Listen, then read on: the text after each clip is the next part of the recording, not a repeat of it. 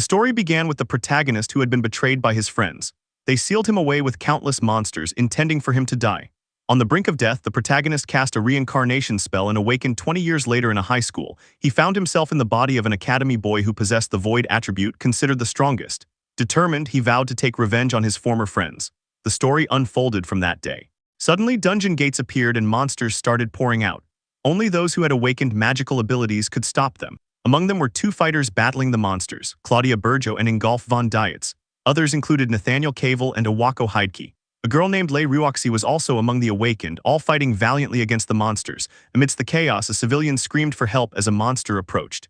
Ingolf urged Claudia to hurry and help the victims. With an indifferent expression, Claudia commented that they were simply too far away. At that critical moment, a giant monster threatened a trembling civilian, but someone intervened, delivering a powerful kick to the monster and sending it flying. After an explosive impact and falling debris, a man stood in front of the citizens and asked if everyone was all right. He promised to take care of the threat, and it was revealed that this man was the protagonist, Misato Kawakairo. He charged at the monster with a glowing hand, yellow light shining in his eyes. In a flash, he moved through the horde, killing every monster with precision and striking a heroic pose. Observing him, the other awakened individuals were in awe, remarking on how incredible he was to face so many alone. Ryuoxi noted that with his time magic attribute, he could see the future and anticipate every move the monsters made. To her, he no longer seemed human. While the others whispered among themselves, the protagonist continued eliminating monsters. After defeating nearly all the creatures, only one remained. He delivered the final blow, declaring it the last one. With determination, he stated that he would protect the peace and began sealing the gate from which the monsters emerged. But just then, he was attacked from behind.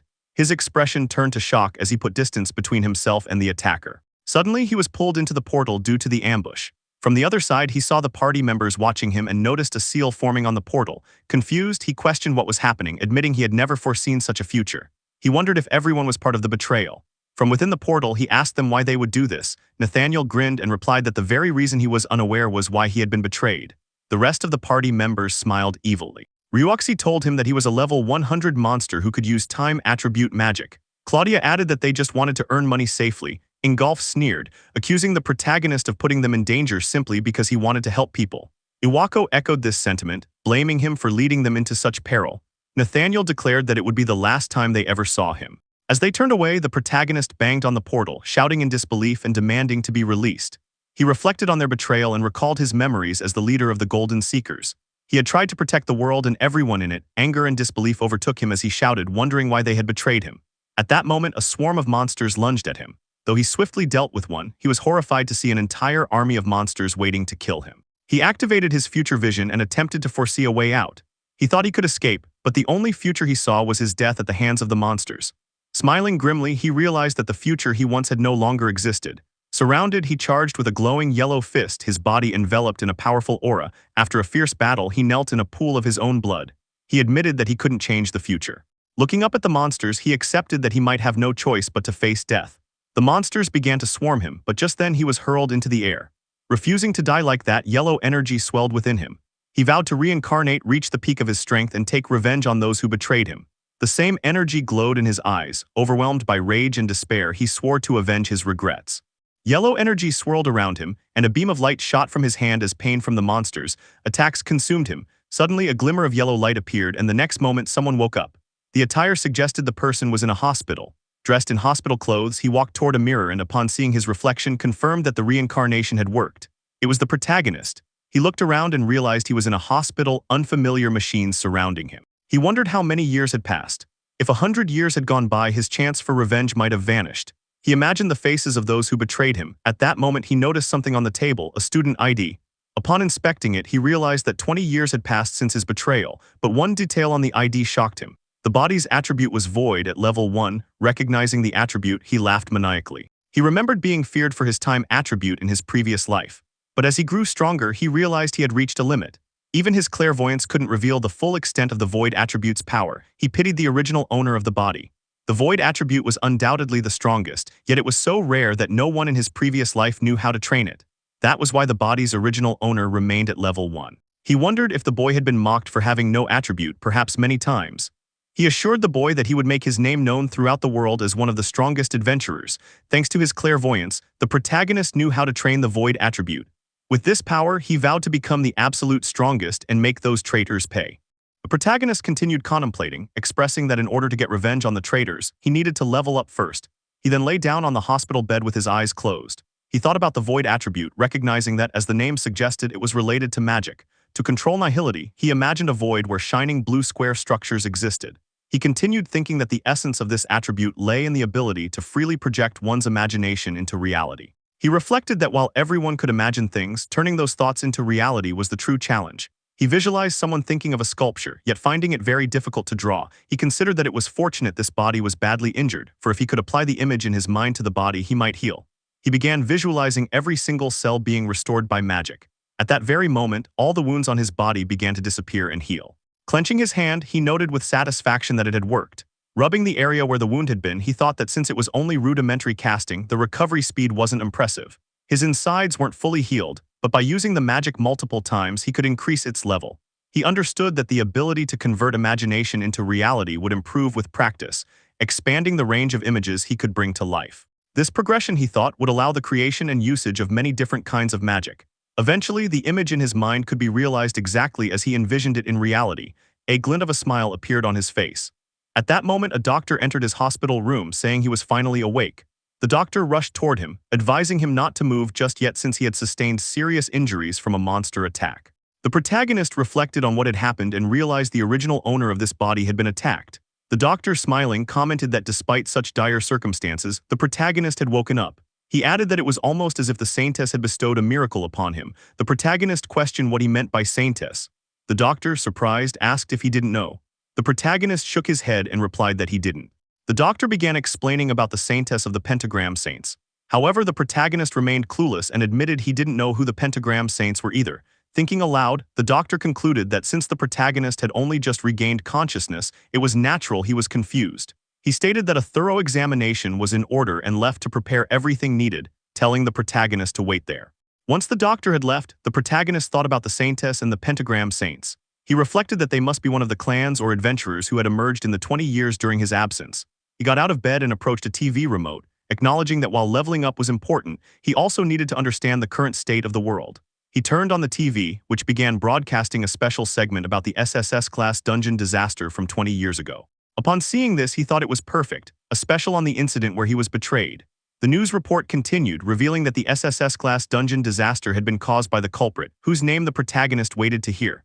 The report named the culprit as the leader of the Golden Seeker, a level 10-time attribute user, Masato Koikaro, who was none other than the protagonist himself. He stood up in shock. Watching the TV, he thought in disbelief that he was the culprit. He wondered what that could possibly mean. The news explained further that Masato Koikaro had predicted the future disaster but had not informed anyone. Instead, he planned to use the chaos to rule the world. The other members of the Golden Seeker prevented this and were now hailed as the great heroes known as the Pentagram Saints. After a fierce battle, Masato was defeated and the dungeon sealed successfully, a feat known by all. Even now, the Pentagram Saints were said to lead the world in various areas. As the broadcast prepared to invite experts, the protagonist turned the TV off. Laughing while covering his face, he expressed that not only had they betrayed him, they had dragged his dignity through the mud. They had sacrificed him and shamelessly reaped the rewards, now celebrated as so-called heroes. Clenching the remote tightly, he declared he would never forgive them. With a menacing expression, he vowed to send all of them to hell. A few moments later, after calming down, he thought about the need to remain undetected by their radar. At that moment, he recalled that the original owner of the body attended an academy. Picking up a phone and looking at the screen, he confirmed his suspicion. The body's original owner was connected to the headmaster of the Takigo Adventure Training Academy. The academy was led by none other than Iwako Hideki, one of those who had betrayed him. Clenching the phone, he thought it was incredibly fortunate to immediately know the location of one of them. Sitting down on the hospital bed, he acknowledged that Iwako was a cautious man who wouldn't show weakness easily. He noticed a student ID card and reflected on the vast difference in level between himself and Iwako. Defeating him now would be impossible. Lying down and gazing at the ceiling while stretching out his hand, he realized he couldn't do anything at level 1. For now, he resolved to level up and search for Iwako. With determination in his eyes, he clenched his fist and declared that Iwako would be his first target. A few weeks later, the scene shifted. The protagonist, now fully healed, looked at himself in the mirror, thinking that he could finally move without issues. The doctor entered the room, expressing disbelief that he had made a full recovery in just a week. As the protagonist changed into the academy uniform, the doctor continued to wonder aloud if this could be a blessing from the saints. Perfecting his tie, the protagonist responded that it was. He believed everything was thanks to his own power. Leaving the hospital room, he thanked the doctor for taking care of him. The doctor advised him to take care from now on, Outside the hospital, the protagonist stated that he had completed the barebone preparations. He considered his current level sufficient and proposed to himself that it was time to warm up by heading to a dungeon. The protagonist explained that he had heard from the doctor that the entire family of the original owner of the body had died in an accident. While walking on the street, he expressed feeling sorry for the original owner of the body. However, as he closed his eyes, he thought that it was a good thing for him, as it meant he could do what he wanted. He then approached the dungeon portal, looking at his phone where a map was open. He wondered if this was the place, and putting on a mask, thought about leveling up and growing stronger. He wanted to try things out there. Fully equipped with a mask and hoodie, he approached the reception where a guard looked at him. He showed his ID to the guard. At that moment, the guard held the protagonist's hand and called out to him. The protagonist asked what it was, and the guard informed him that he was only level 27. The guard explained that adventurers needed to be at least level 30 to form parties and enter the dungeon. Shouting, the guard questioned if he planned to enter alone, calling it practically suicide. The protagonist calmly responded that the guard's concerns might be valid in normal cases. He then swapped his hand from the guard's grasp and, with a menacing expression, declared that he was a student of the Takigo Adventure Training Academy. He stated that as long as he signed the consent form, it should be fine, asking if he was right. He reminisced that he had looked into this rule while he was in the hospital. The guard acknowledged that he was right, but before he could say more, someone called out to the protagonist, telling him that it was enough already. 3 boys were seen standing near a tree. One of them, a golden-haired boy, said that the guard was just saying that because he was worried about him. The golden-haired boy clarified that the guard's warning was out of concern. Another boy in the middle accused the protagonist of being a greenhorn and told him to know his place. Ignoring them, the protagonist asked the guard if he just needed to sign there, pointing toward the digital tablet on the reception. He signed the consent form, but the guard wanted him to wait. However, the protagonist walked away, saying there shouldn't be any other issue now and asking if that was right. The guard simply watched as the protagonist headed toward the dungeon portal. The protagonist thanked him, expressing gratitude for his concern. The guard then turned to the 3 boys under the tree, asking them to follow the protagonist. He stated that letting him go alone was suicide. One of the boys sneered upon hearing this and questioned why they should follow him. The purple-haired boy remarked that it might actually be a good thing. He added that if no one was watching, then even if something happened, it wouldn't be a problem. His expression turned serious and evil as he asked if he was wrong. The 3 boys then started approaching the dungeon portal, acting tough. One of them scoffed that the protagonist needed another 100 years before he could do anything. The guard waved at them, apologized for the bother, and said he was counting on them. Inside the dungeon, the 3 boys walked together. The purple-haired boy suggested they do what they usually do. The golden-haired boy agreed, mentioning killing the kid and blaming it on the monsters. One of the boys commented that it was thanks to such idiots that their pockets got fuller. 10 minutes later, they were still running through the dungeon. The purple-haired boy noted that it had been a straight road so far. The golden-haired boy said they hadn't caught up to the kid yet. Just then, the golden-haired boy pointed out something, saying they had finally caught up. They saw the protagonist standing in front of a horde of monsters, releasing a menacing aura. With a single slash of fire, he killed a monster. He then used another attack, a green wind swirling around his hand, which he shot at the monsters. The green wind pushed the fire attack forward, and as a result, all the monsters were reduced to ashes in an instant. The group of boys watched in shock. The purple-haired boy exclaimed in disbelief. Another boy remarked that the protagonist had completely annihilated D-rank monsters by himself. The golden-haired boy pointed out a rare item drop, a bag of crystals. All the boys' faces turned greedy as they thought about selling it and living comfortably for the next 6 months. Believing the protagonist hadn't noticed them, they observed him picking up the loot dropped by the monsters. They mocked him as an idiot and planned to kill him to take the rare item. All 3 boys dashed toward the protagonist, signaling each other. The purple-haired boy commanded them to kill him. One boy unleashed a blue-colored attack, and the golden-haired boy launched a green attack at the protagonist. The protagonist pulled down his mask and, with a menacing expression, scolded them for thinking they were being slick. He dodged all the attacks and remarked that no matter the era, there were always people trying to take what belonged to someone else. The golden-haired boy and the boy in the red jacket were shocked, questioning if the protagonist had eyes on his back. As the purple-haired boy charged with a fire attack, shouting for the protagonist to die, the protagonist simply turned slightly, clenched his fist, and punched him in the gut. The punch was so powerful that blood spurted from the purple-haired boy's mouth, and he was thrown far away. Turning away, the protagonist declared that he would crush vermin like them without mercy. He said he would use them as stepping stones without hesitation for the sake of his revenge, which had now begun. A blue aura began glowing around him. The scene shifted to outside the dungeon portal. Inside the dungeon, someone stepped forward and began walking. A boy folded his arms, and it was shown that he had arrived after hearing that a student from the academy had entered a dungeon alone. This boy was introduced as Yoichi Tsudai, one of Iwako's subordinates. Yoichi continued looking at the 3 unconscious boys lying on the ground. He questioned why novice hunter adventurers were lying dead and wondered aloud about what could have happened there. The scene transitioned to night, showing a building where the protagonist was seated. He stated that in the D-rank dungeon, he had managed to level up and test out void magic. Looking at a student ID, the protagonist revealed that his new spell was Info Obscurity. He smiled and noted that the spell not only allowed him to fake his levels but also erased dungeon entry records. He acknowledged the usefulness of this skill, mentioning how he had used it to manipulate the security guard. The protagonist lay on his bed, looking at his phone and remarking that tomorrow would be his first day at the academy. While scrolling, he noticed some hateful messages directed at him. Someone had demanded cash, saying cough up the cash already, while another message told him to get your head out. Upon seeing these messages, the protagonist understood the situation, thinking, so that's how it is.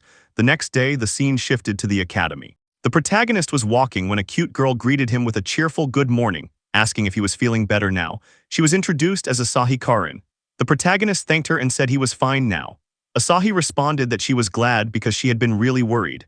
Observing her, the protagonist reflected that the original owner of the body must have had people who cared for him. Just then, someone else called out to the protagonist, mocking him as the no-attribute who had barely escaped death. 3 boys approached, and the leader claimed that since he was protecting a weak level 1 like the protagonist, he deserved something in return.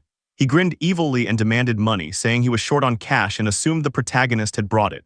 The protagonist remembered the messages from the previous night and realized these were the culprits. At that moment, Asahi intervened, telling them to stop because the protagonist had just been discharged from the hospital. However, the protagonist noticed her trembling hand as she stood up to the bullies. Stepping forward and shielding Asahi, he thanked her but said he would be fine. The boys laughed, one commenting that the words were bold for someone with no attribute. Another warned him not to act tough just because he was in front of a girl. The leader of the group reminded the protagonist that he was a useless nobody who couldn't even use magic. He cracked his hands ready to fight, but the protagonist responded that it was the bullies who needed a reminder of their place. Unlike them, he claimed, he was someone who kept his word. He recalled the promise he had made to the original owner's body to make his name known throughout the world. The protagonist signaled the bullies to come at him, which angered the leader. The leader asked what nonsense the protagonist was spouting and began charging a fire spell. Swirling flames gathered around his hand. Asahi warned that using magic outside the dungeon was against school rules, but the leader shouted at her to shut up, blaming the talentless piece of shit for trying to defy him. He then launched the fire attack at the protagonist. The protagonist stood still and watched the incoming attack. At that moment, he used his void attribute magic to replicate the leader's fire magic and unleashed an even bigger fire attack. The 2 fire spells collided, with the protagonist's attack clearly overpowering the other. An explosion followed as the spells clashed. The 2 remaining bullies were shocked. One exclaimed that the protagonist had used the same magic, while the other questioned how long he had been capable of it. The protagonist then taunted the leader, asking if that was all he had. The leader twitched and ordered the other 2 bullies to attack. They obeyed, launching a water attack and a wind attack while asking how the protagonist liked that. But the protagonist countered by replicating both spells, water in one hand and wind in the other, and hurled them back at the bullies, successfully neutralizing the attacks. The leader was stunned and questioned what was happening. One of the bullies wondered aloud how many attributes the protagonist could use, while another said he had never heard of such a thing. The protagonist's voice echoed as he asked if they were satisfied. He declared it was his turn now and, walking toward the bullies, assured them he wouldn't kill them at least. Flames surged from his hands, terrifying the bullies, who turned and fled. The protagonist then addressed the leader, asking whether the original owner of the body hadn't asked them for help before. Without waiting for an answer, he said he didn't need to hear it. Staring menacingly at the leader, the protagonist grabbed his mouth and began tightening his grip. He remarked that vermin like the leader always spouted the same things, so no matter what he said, it wouldn't stop his fist. As tears welled up in the bully's eyes, the protagonist, his fist brimming with flames, delivered a powerful punch to the leader's face. The force sent the bully flying, his face wrecked and smoke rising from his body. Asahi called out the protagonist's name. He quietly resolved to himself that no one would ever look down on him again. From now on, he said, they would walk the path to becoming the strongest adventurer together. The scene shifted as the bullies were seen apologizing to the protagonist. 2 underlings of the bully leader were carrying him, apologizing. The leader of the bullies cursed under his breath, admitting that the protagonist had completely changed after being discharged from the hospital. At that moment, the protagonist commented that in the end, the leader wasn't all that strong. Behind him stood Asahi. The protagonist and Asahi were seen walking through the academy's lobby. Many students were watching the protagonist, causing him to wonder if he had stood out too much. As the protagonist was about to enter the classroom amidst the crowd, someone called out to him, asking him to wait a moment. Turning back, it was revealed to be the same boy from the dungeon, who then asked if the protagonist had some time. The protagonist, thinking the boy looked like an upperclassman and feeling it was a hassle, considered brushing him off. He apologized, saying class was about to start and he needed to leave. The boy then mentioned he hadn't yet introduced himself. He revealed his name to be Yoichi Tsudai, leader of Biting the Cat. Asahi echoed the name, surprised. Upon hearing this, the protagonist stopped in his tracks, recognizing the clan name as the one created by Principal Iwako. The boy continued, asking once again if the protagonist could spare some time. The protagonist, looking back, said that if that was the case, it couldn't be helped. After a moment, Yoichi got straight to the point, asking whether the protagonist was the one who had defeated the adventurers found in the D-rank dungeon the previous night. The protagonist questioned what he was talking about, internally wondering how Yoichi had discovered something that was supposed to be kept secret. Yoichi explained that he had been told a student entered the dungeon, so he investigated. Inside, he found infamous criminals known as hunting novices. Additionally, he noted that the protagonist had used multi-attribute magic that morning. With a menacing glare, Yoichi waited for an answer. The protagonist smiled, thinking that Yoichi didn't know the specifics of his magic. Snapping his fingers, Yoichi demanded the truth, asking once again if the protagonist had defeated them. The protagonist rummaged through his school bag and claimed he didn't remember what happened since he had been attacked suddenly that morning. Taking out his student ID, he stated he was really just a level 1 and therefore couldn't have done something like that. He then showed the ID to Yoichi. Upon inspecting it, Yoichi noted that the ID confirmed the protagonist was level 1 and had the void attribute. Feeling deceived, he thought nobody dared to waste his time. Angry, Yoichi turned away, apologizing for calling the protagonist over. He warned him not to act suspiciously in the future as it caused extra work. Yoichi left the classroom. Watching him go, the protagonist thought about how Yoichi might be useful. With a grin, he considered the possibility of using Yoichi to approach Iwako without raising suspicion. He wondered if there was a way to make Yoichi his pawn. Then the idea struck him. This could be the perfect time to test out a certain magic. An evil smile formed on his face. The scene shifted to Yoichi reporting to Principal Iwako, concluding his report about the events in the D-rank dungeon the previous night. Principal Iwako remarked that it wasn't like Yoichi to screw up.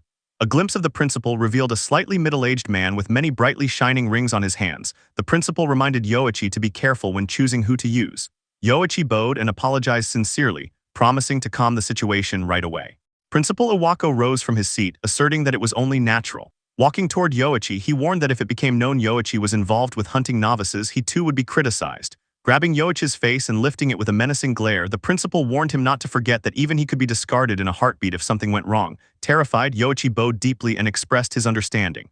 But as he bowed, anger bubbled within him. Gritting his teeth, he cursed his situation, thinking that if he had known it would come to this, he would have extorted more money from those idiotic hunters. The principal then said there was one thing he still didn't understand.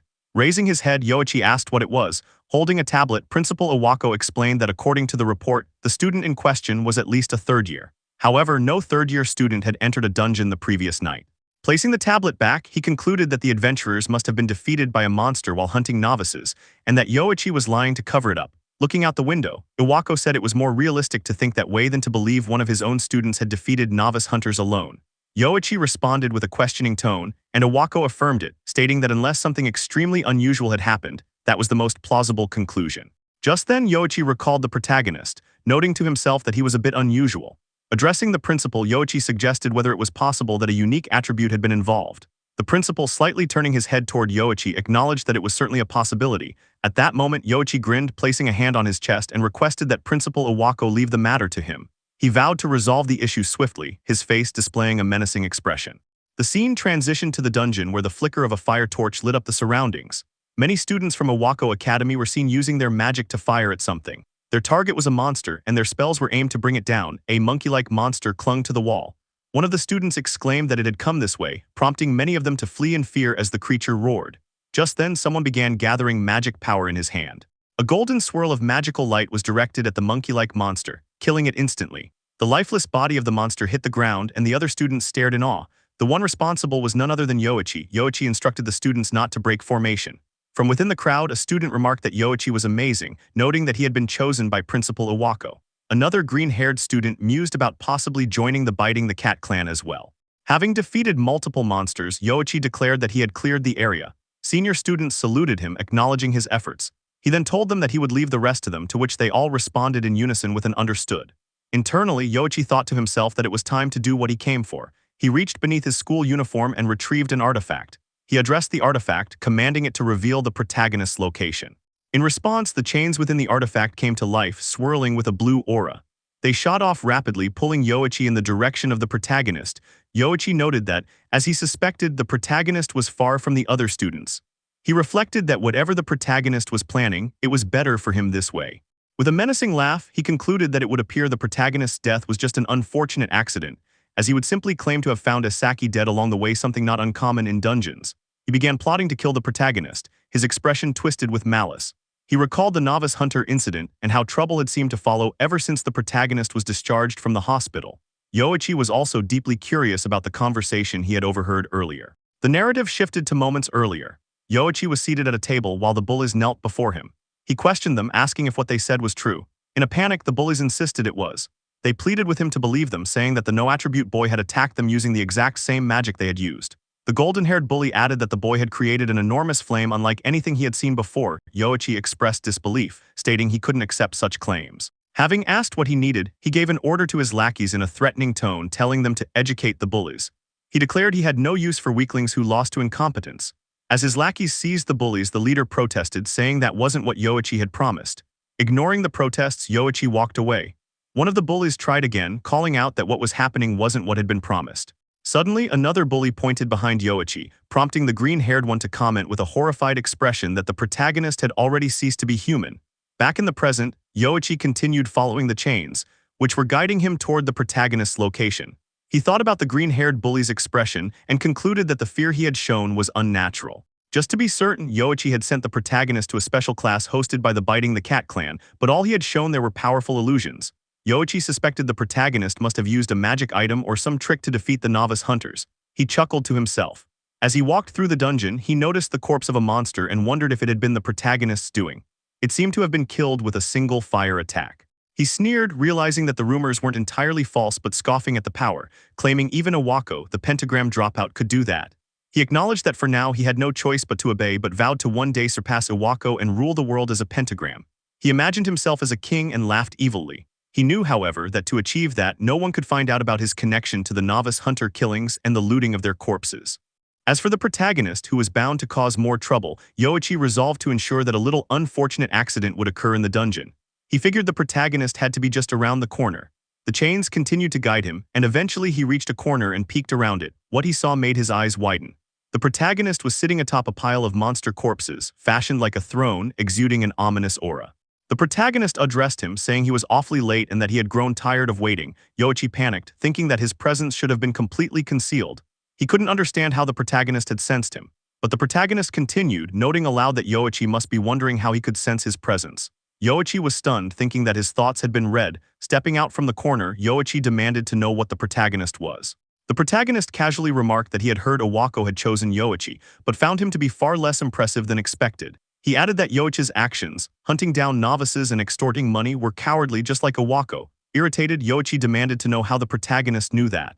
The protagonist addressed him again, stating that Yoichi seemed to enjoy tormenting others, but had never experienced what it felt like to be haunted. Raising his hand and clenching it into a fist, the protagonist declared that he would now teach Yoichi that very feeling.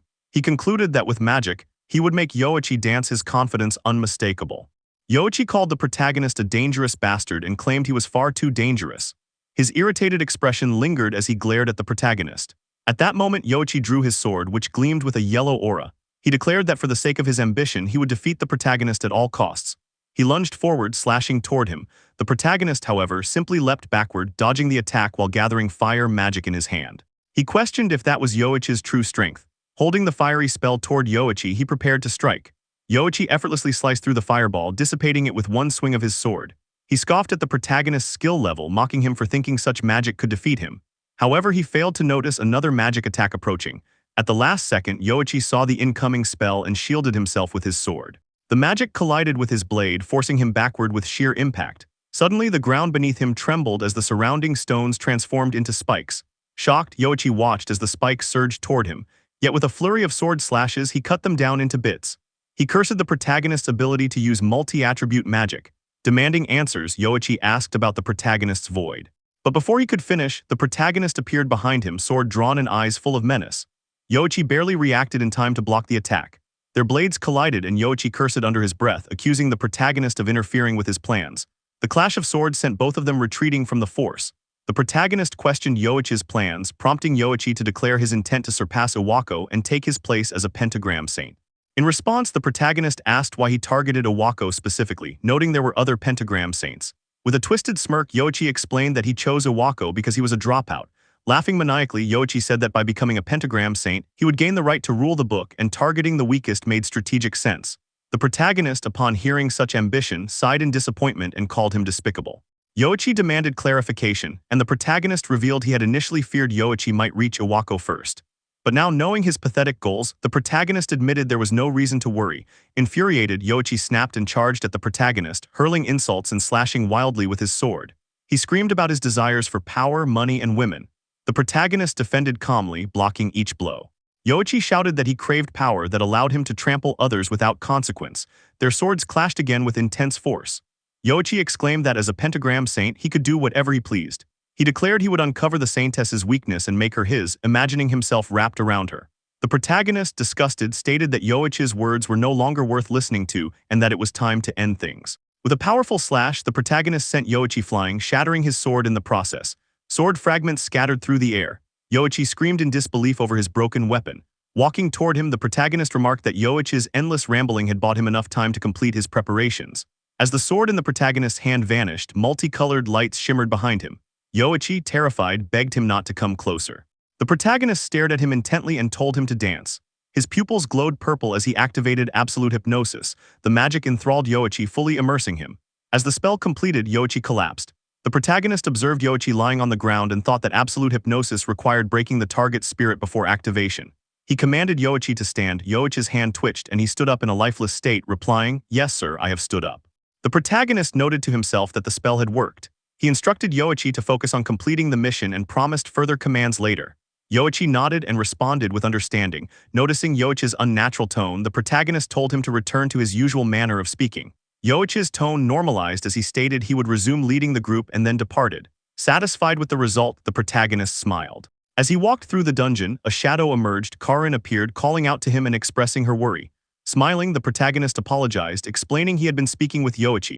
Karin questioned the topic of their conversation. The protagonist replied that they had discussed how to make her dreams come true. Curious, Karin asked if he had received good advice. He confirmed he had and added that one of his dreams would now certainly come true. Karin smiled warmly, wishing for his dream to come true soon. He responded with agreement. At that moment, Yoichi's voice rang out from behind, announcing the special class's impending victory and instructing all students to gather. Karin urged the protagonist to hurry so they wouldn't fall behind. As they walked, the protagonist reflected that he was glad to have joined the class as he had finally secured a pawn of Iwako's, one Iwako would never suspect. The scene transitioned to Iwako, who was seen speaking with Yoichi and questioning him about the progress regarding the novice hunter incident. Yoichi replied affirmatively and stated that, as expected, a student possessing a unique attribute was involved. He handed a digital tablet to Iwako, who looked at the image of the protagonist displayed on it. Yoichi explained that the student had been held captive at the usual location and was being interrogated. He had admitted to using multi-attribute magic to defeat the novice hunters. Startled by this revelation, Iwako repeated the words multi-attribute magic in disbelief and asked what that meant. With a smirk on his face, Yoichi responded that the specifics were currently unknown but requested more time to uncover the details. Changing the topic, he suggested that it had been a while and proposed Iwako take on the role of the principal again, showing a willing expression. Iwako contemplated the idea and with a twisted expression agreed, saying it wouldn't be a bad idea. Making a disgusted face, he added that it had been some time since he last tortured someone and promised to generously repay Yoichi for the trouble caused by the student. As he cracked his knuckles, Yoichi responded in agreement but was interrupted by the sudden ringing of the telephone. Noticing the ringing, Iwako instructed Yoichi that he would head over later. Yoichi bowed and affirmed he would see Iwako there. After Yoichi left, Iwako picked up the phone and answered with his name. On the other end, a beautiful woman responded flirtatiously, thanking him for choosing them during the previous day's bid. Recognizing the voice, Iwako sternly told her to drop the act. It was revealed that the woman was none other than Ryuoxi, who was shown standing in a room atop a tall building, speaking to Iwako over the phone. She continued the conversation playfully, mentioning their partnership and shared government subsidies. It was revealed that Ryuoxi was a member of the Pentagram Saints and the CEO of the Ryuoxi Company. Iwako commented that she was still the same as ever and said he was busy, requesting to discuss the matter another day. Ryuoxi questioned what business the principal of the academy, known for filling his own pockets, could possibly have. This remark angered Iwako, who warned her to watch her mouth but quickly dropped the matter. He mentioned he was investigating a student with the void attribute. Ryuoxi questioned the usefulness of such a failed attribute. Despite appearances, it was still a unique attribute and thus unpredictable. With a serious tone, he said anything could happen. Ryuoxi's expression turned mischievous as she recalled Koakairo's time attribute magic. Mentioning it caused Iwako's expression to twist with annoyance, and he shouted at her not to speak about Koakairo, claiming it sickened him. Ryuoxi, unbothered, pulled her phone away to muffle his scream and calmly noted he was still as short-tempered as ever. Turning serious, she added that she couldn't blame him, as Koakairo's awakening had drastically shifted the balance of power among adventurers. With a giggle, Ryuoxi ended the call by saying she would contact him again later. Iwako responded with a curt goodbye. After ending the call, he slammed the telephone down in frustration and muttered angrily, calling Ryuoxi a selfish fox. Rising from his chair, he began walking in anger, muttering that hearing that cursed name again had infuriated him. His expression grew dark as he contemplated that it was the perfect time to take out all his anger and torture the student. The scene shifted to a forest, where Iwako's shadow appeared near an abandoned warehouse. As he walked toward it, he wondered how he should torture the student with the void attribute. Unlocking the warehouse door, he thought of various methods, perhaps waterboarding or ripping out nails while wearing a grotesque smile. Laughing to himself, he expressed his intention to unleash all the anger he had suppressed during Koakero's time, now directing it toward this new target. Opening the door with an air of authority, Iwako sarcastically apologized for keeping Yoichi waiting. However, the warehouse was empty, filled only with torture tools. Confused, he questioned why no one was there. At that moment, Yoichi appeared behind him and attacked with a sword. Yet without turning around, Iwako raised his hand and blocked the attack effortlessly. With a menacing tone, he remarked that Yoichi had clearly underestimated him, likely due to the arrogance instilled by Iwako's own praise.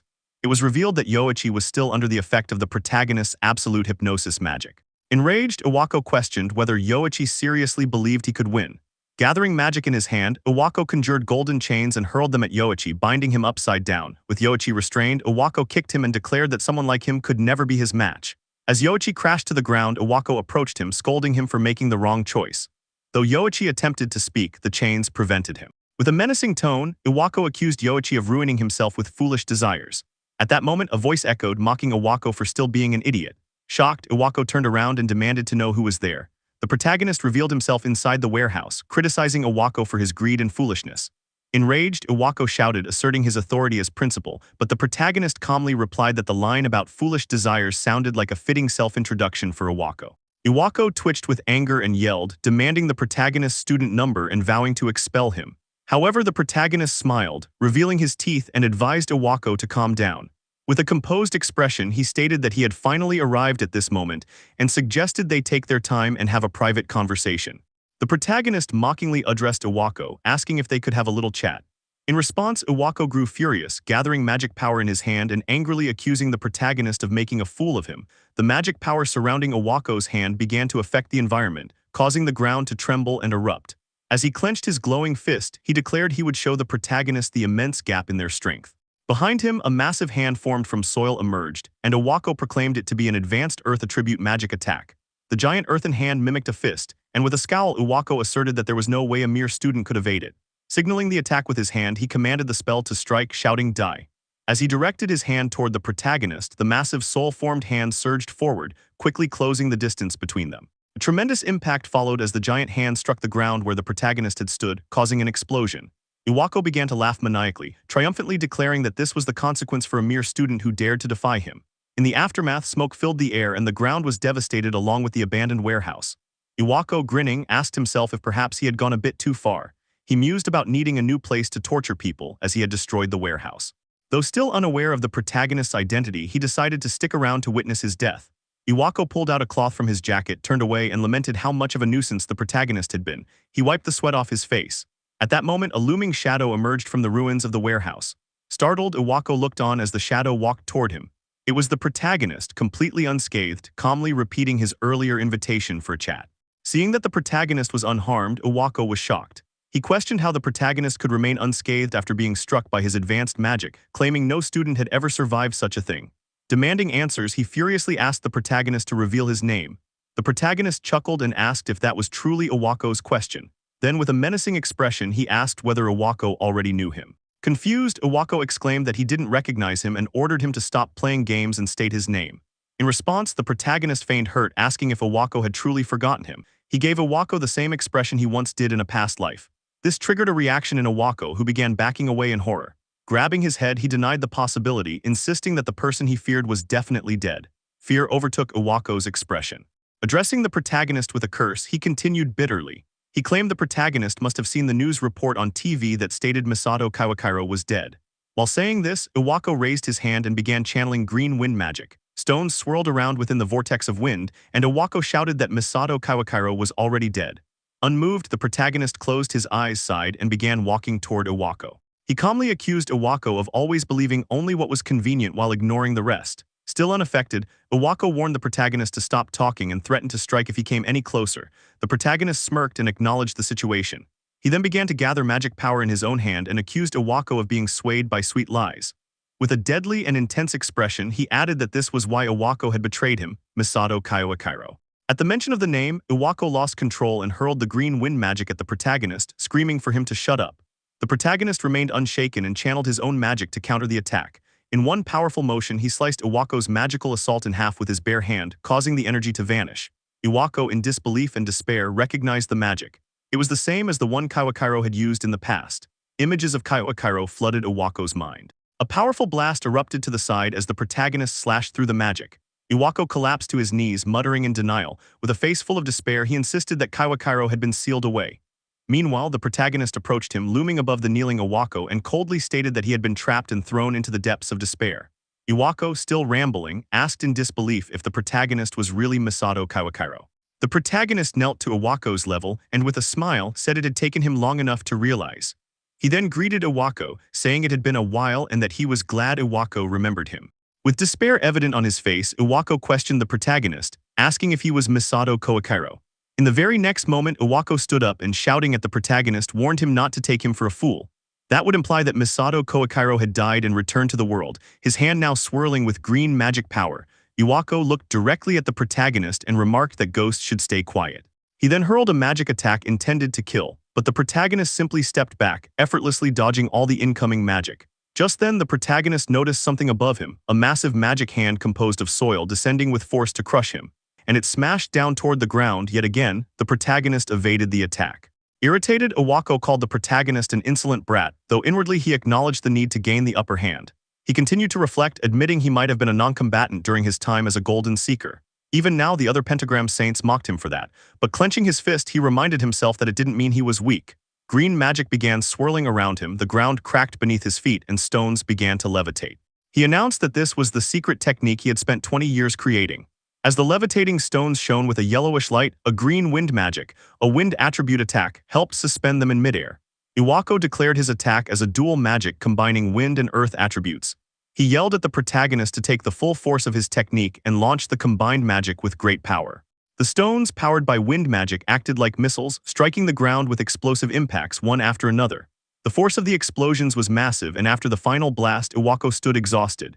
As the magic around him dissipated, he asked how the protagonist liked that, claiming it to be his strongest magic.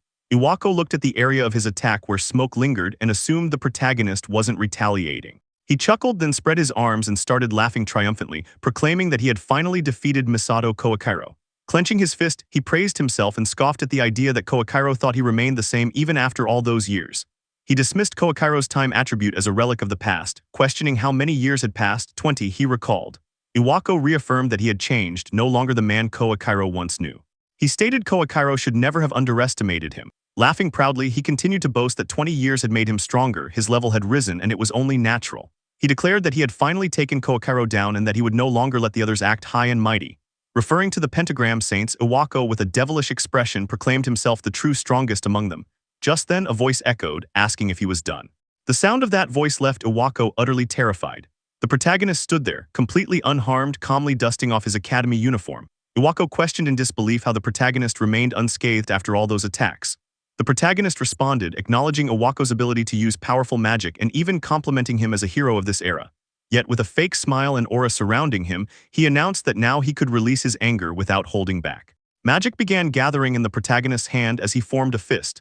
Witnessing this, Iwako's expression turned pale, internally admitting that this man was a monster.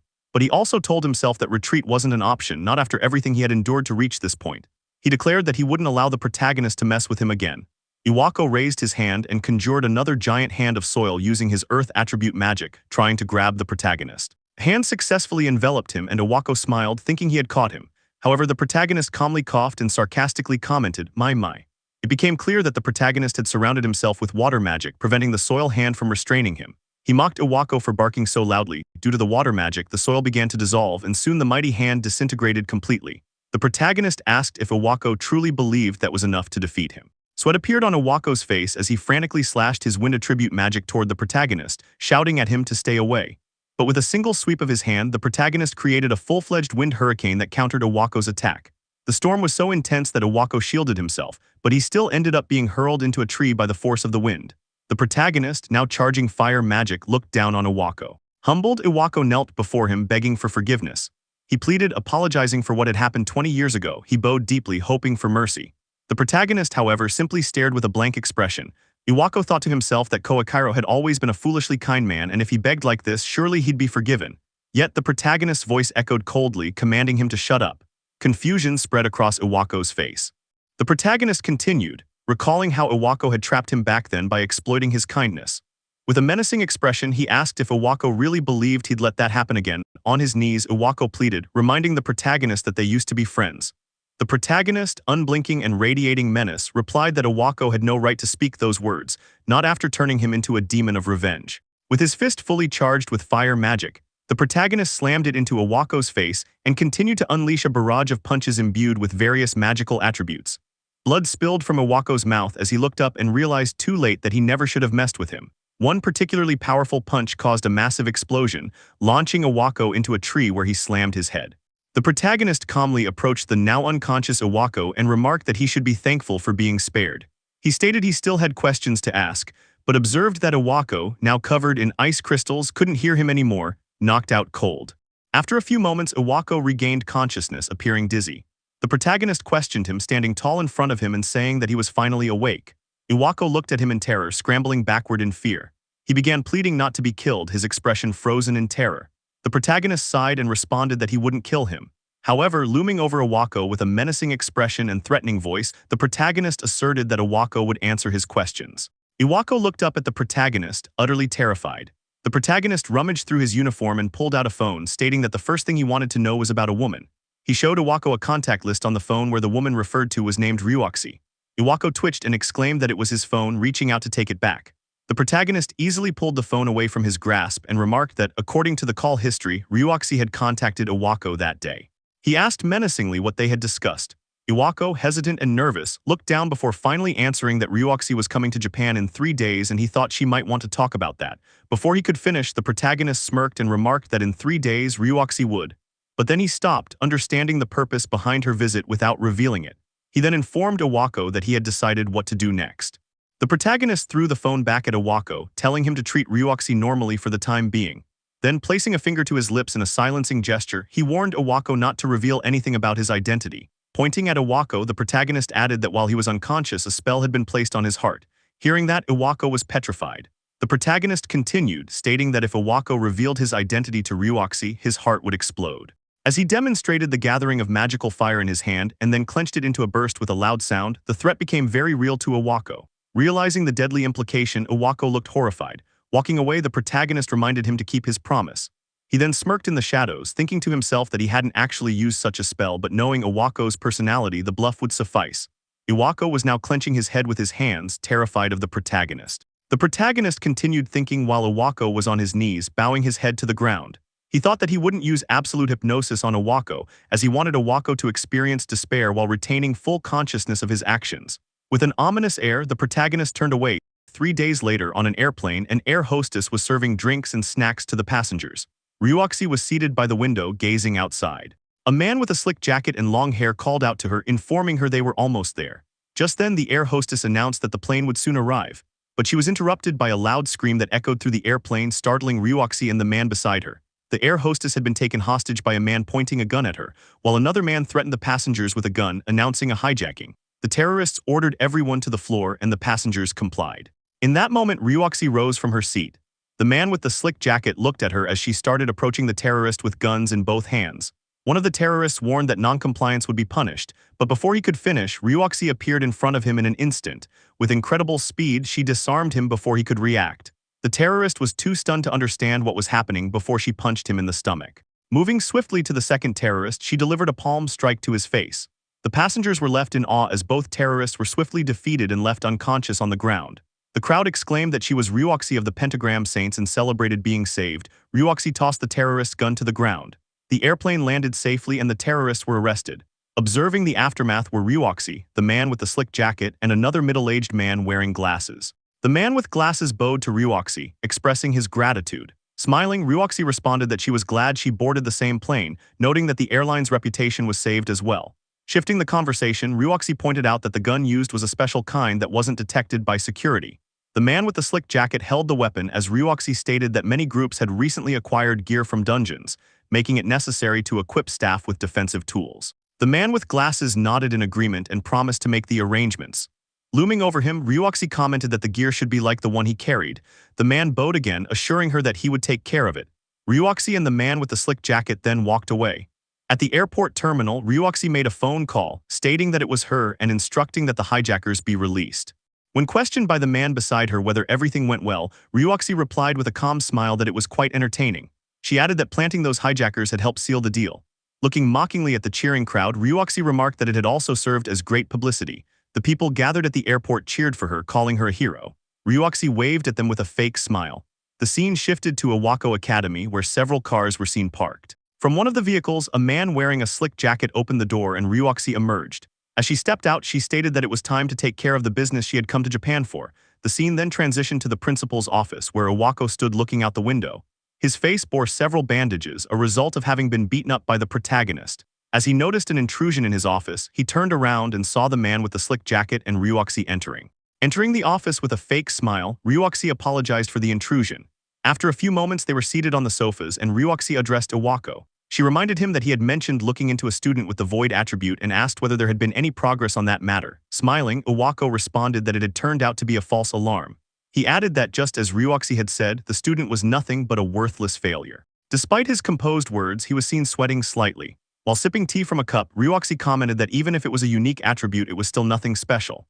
Internally, Iwako appeared terrified. He thought to himself that if he blurted out something he shouldn't, the magic spell would activate. He reminded himself to respond normally or he would end up dead. Ryuoxi then placed the teacup down on the table and said it was time to get to what she had actually wanted to discuss. With a fierce expression and sharp eyes, she brought up the new drug they were developing and proposed choosing their next guinea pig. After delivering this chilling suggestion, she casually looked away, crossed one leg over the other, and remarked that he had made pretty good use of the academy system, instructing him to first get the list of students. Unbeknownst to them, in another corner, the protagonist had been listening to the entire conversation between Ryuoxi and Iwako. With a menacing expression, he quietly muttered how despicable they were. Then, with determination, he declared that the next one to experience despair would be Ryuoxi, having just overheard something truly vile. The scene shifted, and the protagonist was seen watching TV. The broadcast announced the arrival of the day's news, highlighting that Ryuoxi of the Pentagram Saints had arrived in Japan the previous day. She was being widely praised for handling a hijacking incident and protecting the passengers. As footage of Ryuoxi surrounded by bodyguards played on screen, the protagonist stared at it, recognizing her as one of the people who had betrayed him 20 years ago. He recalled that Ryuoxi produced unique weapons using materials from dungeons and had seemingly made a fortune by selling them. From his earlier conversation with Iwako, he had learned that she might be using the academy for nefarious activities. As he stood up and gazed out of his window, he donned his academy jacket with a smirk, thinking to himself that while Ryuoxi appeared to be a hero on the surface, she exploited others behind the scenes. Determined, he walked out of his room. The scene transitioned to a corridor in Iwako Academy, where the protagonist was seen checking his phone, contemplating how to deal with Ryuoxi. He pondered over the tight security that had been in place when he first arrived at the academy to investigate the situation. Before he could think further, Asahi called out his name and he turned to see her. Recognizing her, he greeted Asahi, who smiled warmly and wished him a good morning. As they walked together, Asahi remarked that he had been reading about Ryuoxi. He admitted it with a cheerful tone. Asahi expressed admiration for Ryuoxi, mentioning how she had fought off hijackers and that her clan, the Great Snake of Changshan, was gaining popularity. When the protagonist asked about Changshan, Asahi explained that it was the clan Ryuoxi had founded, consisting of powerful members. The protagonist considered this information with interest, wondering if the men in black suits guarding Ryuoxi were from that clan. Their conversation continued as Asahi noted that many students at the academy aimed to join the military. She then asked about his plans. The protagonist laughed, about to respond, but an idea struck him. He realized that he might be able to use the clan to get closer to Ryuoxi. With newfound determination, he thanked Asahi, who looked back at him. He added that her comments had helped him realize what he needed to do. As he hurried toward his class, Asahi watched him leave with a puzzled expression before responding softly, "You are welcome." The scene changed to the principal's office, where a cabinet of trophies stood. Iwako, resembling a rabbit, was startled as the telephone rang. He picked it up and identified himself. The protagonist was on the other end, asking for a favor. When Iwako inquired what it was, the protagonist mentioned that if Ryuoxi contacted him, but the details of the conversation were not revealed. Next, the scene shifted to a laboratory filled with people in masks and lab suits. A man was tied up in the center while two others nearby took notes on his behavior. Just then, Ryuoxi entered the lab, her hand on her waist, asking how he was feeling. A bodyguard stood behind her as she questioned the restrained man. The tied-up man begged her to stop injecting him with the medicine, fearing for his life. Ryuoxi, unfazed, raised her heel over his face. Though horrified, the man glimpsed under her undies and he saw some bushes. Bro is horrified, but Bro got to see her undies, lucky fella. She then crushed him to the ground with her foot, dismissing his plea by saying she didn't heed the opinions of lab rats and for peeking too deep. With a trembling smile, the man listened as Ryuoxi tried to reassure him that if he were compatible with the medicine, he would become stronger. Still trembling, he showed clear fear. Ryuoxi then ordered the lab operators to proceed. As she snapped her fingers, the lab workers approached with a syringe filled with a red liquid. Despite the man's last plea, the injection was administered. He writhed in pain, trembling violently, and eventually lost consciousness. Saliva gushed from his mouth like a Niagara fall. Observing this, Ryuoxi sighed, noting that the subject had lost his language abilities. She remarked that success required some magical skill and that they still needed more data. She turned to leave the lab with her bodyguard, who mentioned the need for more test subjects. Ryuoxi agreed and picked up her phone, stating that they would continue to present their recruitment as being for the Great Snake of Changshan, while secretly using it to gather test subjects. As she entered the elevator, she contacted Iwako and discussed needing students skilled in magic. Fellas, I noticed there are too many shots of foots and legs. Does author has a foot fetish or something anyways? She asked him to select some from his academy. Listening grimly, Iwako proposed holding a selection at the academy to identify capable candidates. Ryuoxi, impressed, acknowledged the idea and complimented him. When the elevator reached the ground floor, Ryuoxi exited while continuing the call. She said the specifics such as date and time would follow. After the call ended, Iwako placed the receiver down and stood, reflecting that he had done as requested. He then called out to the protagonist. The scene then moved to a conference hall where Iwako Academy students were assembled. Ryuoxi's bodyguard addressed them, announcing that the Great Snake of Changshan would hold a selection exam for new recruits. Murmurs spread among the students, some in disbelief, others excited for the opportunity. Amid the crowd, the protagonist watched with a smirk, thinking to himself that this was his chance to get close to Ryuoxi. His smile grew wider. The scene shifted to an arena where the students of Iwako Academy were all lined up. In front of them stood the members of the Great Snake of Changshan. A representative of the Great Snake of Changshan addressed the assembled students, thanking them for coming to the selection exam. Ryuoxi's bodyguard, holding a paper in his hand, began explaining the exam's process. As he did so, the protagonist was lost in thought, reminding himself that in order to join the Great Snake of Changshan and get close to Ryuoxi, he had to pass the selection exam. He recalled how previously he tried not to draw attention to himself when approaching Iwako, but this time things were different. He wanted to catch the eye of Yang, Ryuoxi's right-hand man. As the name of Ryuoxi's bodyguard and the examiners were revealed, the protagonist made up his mind to show off his powers this time. The scene then showed the protagonist leaning against a wall, hands in his pockets, resting. He was soon approached by Asahi, who hurried over and asked if he was taking the exam. He nodded and returned the question, to which she responded affirmatively. Inwardly, the protagonist admitted he hadn't wanted her to get involved, but it was inevitable. Asahi, forcing a smile, confessed that while she knew she didn't truly belong there, she had her reasons for wanting to join. The protagonist looked at her with a questioning gaze as she encouraged them both to do their best and make it through together. He replied with a simple yeah, while inwardly vowing that he had to succeed no matter what. The scene returned to the arena, where the examiner announced the beginning of the test to measure magical power. He pointed to a golden orb in front of the students which looked like the FIFA World Cup, explaining that it was a device that visualized the magical power of anyone who touched it. He asked the students to step forward one by one. One student approached and touched the orb, causing it to emit waves. The examiner recorded the student's magical power grade, sighing before calling the next participant. The next student was the protagonist. Smiling, he approached the examiner and politely stated he would be in their care. The examiner checked his academy ID card and, upon noting the void attribute and that the student was level 30, looked disappointed. The protagonist sensed the examiner's low expectations. As he reached out and touched the orb, a voice echoed, "Ronaldo or Messi?" But our boy chose Benzema because he is into 15-year-olds. Regardless, a brilliant golden light infused with all sorts of colors erupted throughout the arena. The light was so intense that the students and the examiner had to shield their eyes. Everyone was stunned. Students exclaimed in disbelief. Asahi too was momentarily blinded by the light. A force accompanied the light, pushing back both students and the examiner. After the display, the protagonist removed his hand from the orb and turned to the examiner, asking if that was sufficient. The examiner, startled and sweating slightly, affirmed and wrote down the protagonist's magical power grade as S. The next phase, the magic skills test, began. The protagonist demonstrated his earth attribute by creating a lump of rock while his magical energy radiated around him. The examiner questioned if that was all he could do, mentally noting that having a high magical power alone wasn't enough.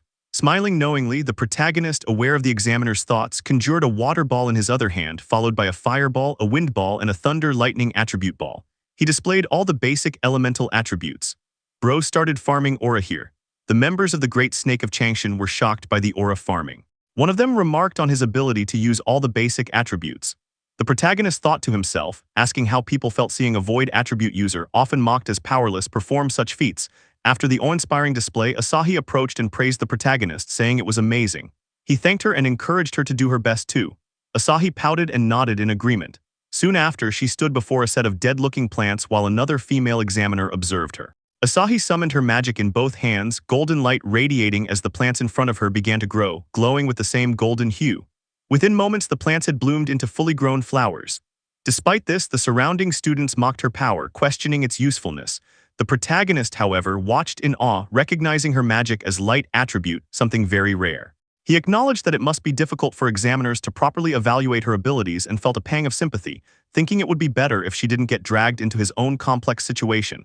After her demonstration, Asahi, disheartened, walked away with a sad expression. Meanwhile, Yang, Ryuoxi's bodyguard, observed her silently. He then noted her name in his phone, labeling her as worth trying as a test subject.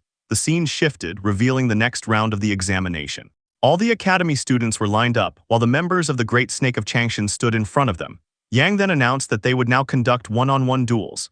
He proceeded to introduce several individuals, pointing to a group standing behind him, and stated that these people would be their opponents. One of the academy students questioned whether they were really expected to fight members of the Great Snake of Changshan. Yang, replying nonchalantly, assured them that the evaluation wouldn't be solely based on winning or losing. What mattered, he said with a mischievous expression, was how they fought. Confidently, he added that there was no way a student could actually win against one of them in the first place. The scene transitioned to a muscular man stretching his arms in preparation for battle. His opponent was revealed to be the protagonist. As he stretched, the muscular man mocked him, asking if he was the student who had caused a stir during the exam. He commented that although the protagonist had shown off and achieved good results in earlier tests, it would mean nothing in real combat. His smug expression lingered as he boasted. The protagonist simply smiled and responded politely that he hoped to learn a lot from him today. Grinning, the muscular man declared that he would finish the fight with one hand. Gathering a lump of rocks in his hand using magical powers, he thrust them towards the protagonist. The rocks hurtled forward at high speed, but the protagonist, calm and still, used his wind attribute magic to swirl and repel them. The rocks were deflected back, striking the muscular man all over his body. He shielded himself using his large arms but looked shocked, exclaiming in disbelief that his magic had been destroyed in a single hit. In the very next moment, the protagonist vanished from sight. The muscular man realized with alarm that he was gone. Suddenly, the protagonist reappeared behind him, holding an ice blade in his hand. As the muscular man trembled, the protagonist mockingly questioned whether creating an opening by casting magic was what he considered real combat. Annoyed, the muscular man admitted that he had learned a lot today. The examiner then declared the winner. It was the protagonist. Yang, who was Ryuoxi's bodyguard and among the crowd of students, thought to himself about the protagonist's unexpected victory against a member of the Great Snake of Changshan. He wondered who this student could possibly be, his expression now one of annoyance and irritation. His confidence in the Great Snake of Changshan had been shaken. The scene then shifted to Ryuoxi, who was relaxing inside a building, looking out through a large window while speaking on the phone. From the other end, she was informed that the exam had concluded. Looking at some papers in her hand, Ryuoxi asked if any interesting subjects had been found. Yang, on the other side of the call, mentioned that there was indeed a student of interest. Ryuoxi repeated, slightly intrigued, "A student of interest," Yang confirmed, explaining that the student had passed the exam with overwhelmingly strong performance and added that the student seemed to possess the void attribute. Hearing this, Ryuoxi recalled a conversation she had with Iwako and wondered if this could be the same student he had been investigating. Rising from her previously relaxed posture, she stood up with a menacing expression and told the caller that it seemed she had just found a very interesting guinea pig. The scene shifted once again to the conference hall, where Yang, Ryuoxi's bodyguard, stood before the students who were lined up. He announced that he would now reveal the names of those who had passed the selection exam. The first name he called was that of the protagonist. At that moment, a murmur ran through the group of students. They commented among themselves, remarking that of course the protagonist had made it and that the exam was ridiculous. Meanwhile, the protagonist smiled subtly and thought to himself that everything had gone exactly as planned. He believed that now he would be able to get close to Ryuoxi. Young then announced the second name, revealing that Asahi had also passed. Asahi, upon hearing her name, looked shocked and slightly worried. However, she quickly realized that she had indeed been selected and felt happy about it. The protagonist, watching Asahi, questioned internally how she had been chosen. He thought that simply having a unique attribute like light shouldn't have been enough. He suspected that Ryuoxi might be using Academy students as part of a conspiracy and wondered if there was a deeper reason behind Asahi's selection. As he continued observing her, Asahi noticed his gaze and responded with a cute smile. The protagonist returned the smile and silently resolved that he wouldn't let anyone harm her. However, his expression soon turned menacing as he vowed to achieve his goal while protecting her. A few days passed after the selection examination, and the scene moved to a towering building, the Japanese branch of Ryuoxi's company. The selected students had gathered inside and Yang welcomed them all.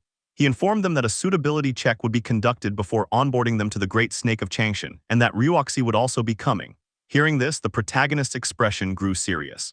Yang turned his head and directed the students into the large building, saying that Ryuoxi would meet them after the suitability check. He then offered to show them around. The students, including the protagonist and Asahi, began walking through the massive structure. The protagonist considered going to Ryuoxi immediately but realized he couldn't leave Asahi alone at the moment. Asahi, gazing at the impressive building, commented that being in such a grand place made her nervous. The protagonist agreed. With a cheerful expression, Asahi said that joining the Great Snake of Changshan made her very happy. The protagonist remained silent for a moment and then asked her why she wanted to join. Asahi awkwardly explained that her mother was in the hospital and the medical expenses were high. The protagonist then understood that Asahi's motivation stemmed from her concern for her mother, not for him. He resolved even more firmly to protect her. At that moment, Yang guided the group to an underground basement, announcing their arrival. The students entered the basement and found themselves in a facility filled with digital screens and people in black suits. The protagonist speculated that this was a testing facility and considered the identity of the people present. Suddenly, Yang, wearing a fierce expression, ordered his men to close the doors. The heavy doors shut, startling the students. Realizing the gravity of the situation, the protagonist thought to himself that there was no intention of letting anyone escape. He acknowledged how serious things had become. Two students approached Yang, demanding an explanation. With a menacing tone, Yang told them to be quiet, sending shivers down their spines. He then explained that they would now conduct the suitability check, specifically for a new drug being secretly developed. He retrieved a vial of red liquid from one of his men, the same substance previously injected into a tied-up man. Yang elaborated that the drug, created from ingredients gathered in dungeons, had the potential to greatly enhance physical and magical abilities.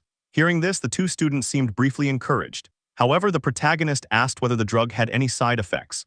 In response, Yang pointed to a digital screen, stating it would be quicker to show the results. On the screen, the same tied-up man from earlier was shown, pleading tearfully to live. The students watched in horror, especially Asahi, as the man continued to suffer visibly.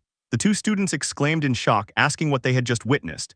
Yang calmly replied that the man was incompatible with the drug and that what they saw was the consequence. The students became furious, shouting that they would never take something so dangerous. One used fire magic while the other used water magic, both preparing to attack Yang and demanding to be let out. Yang remained unfazed.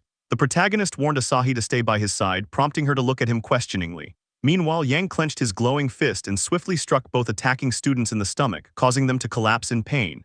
He coldly remarked that the number of test samples had decreased, reducing them to mere objects. Yang's gaze then shifted to Asahi and he pointed at her, suggesting that they begin with her. Asahi was visibly terrified. Yang began drawing the red liquid into a syringe, eager to see the result of injecting it into someone with the light attribute. As he approached Asahi step by step, she became increasingly scared. But just in time, the protagonist stepped between her and Yang, shielding her. Yang questioned what he was doing.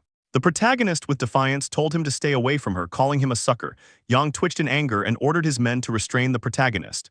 Several black-suited individuals appeared, including a large, muscular man who cracked his knuckles menacingly. He moved to attack, but the protagonist evaded with lightning speed, leaving the man stunned.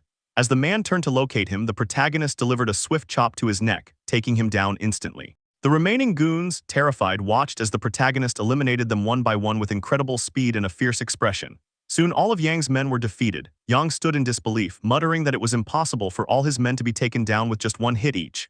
The protagonist looked back at Yang with a menacing glare and declared that he was next. Panicked, Yang began retreating and turned his focus back to Asahi, thinking that capturing her would secure his win. He lunged at her as she screamed in fear, but the protagonist appeared instantly, grabbing Yang's hand before it could reach her. He reminded Yang that he had warned him not to come near her. Seeing this, Yang was terrified by the protagonist's speed and yanked his hand away, gritting his teeth and wondering how a regular student could possess such power. The protagonist, now truly enraged at Yang's attempt to harm Asahi, activated a power that caused his pupils to glow purple. With cold fury, he issued a final warning: brace yourself.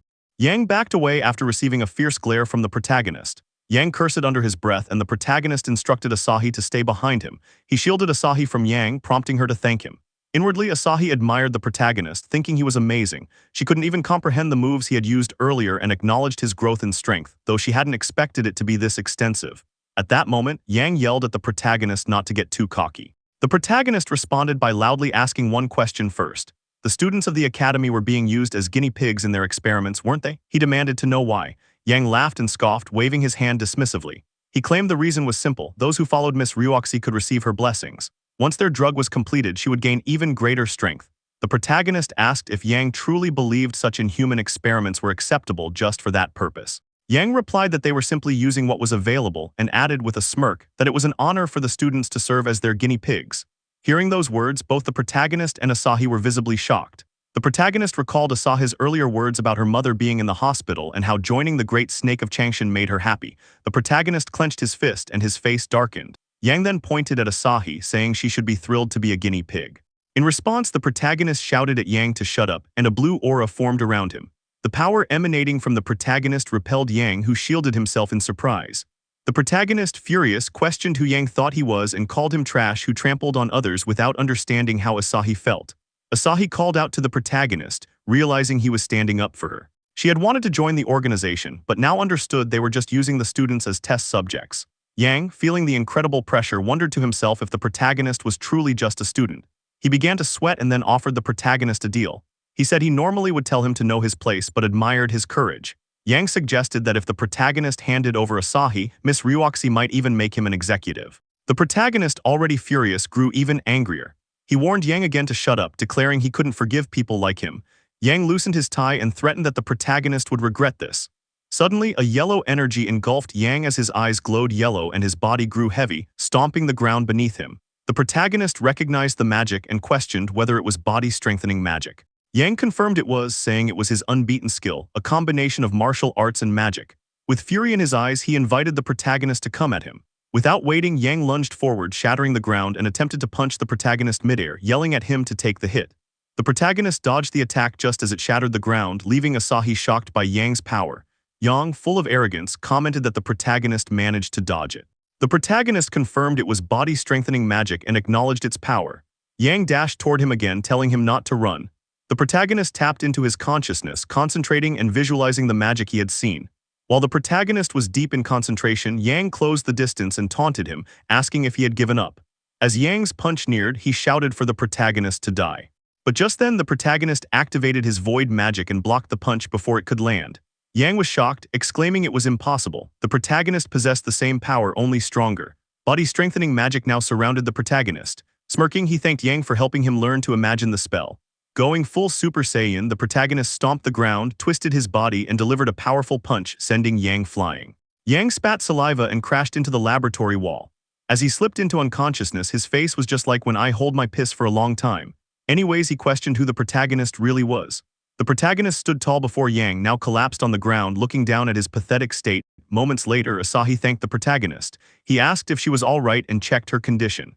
He then instructed the other two students to escape while he cleared a path for them.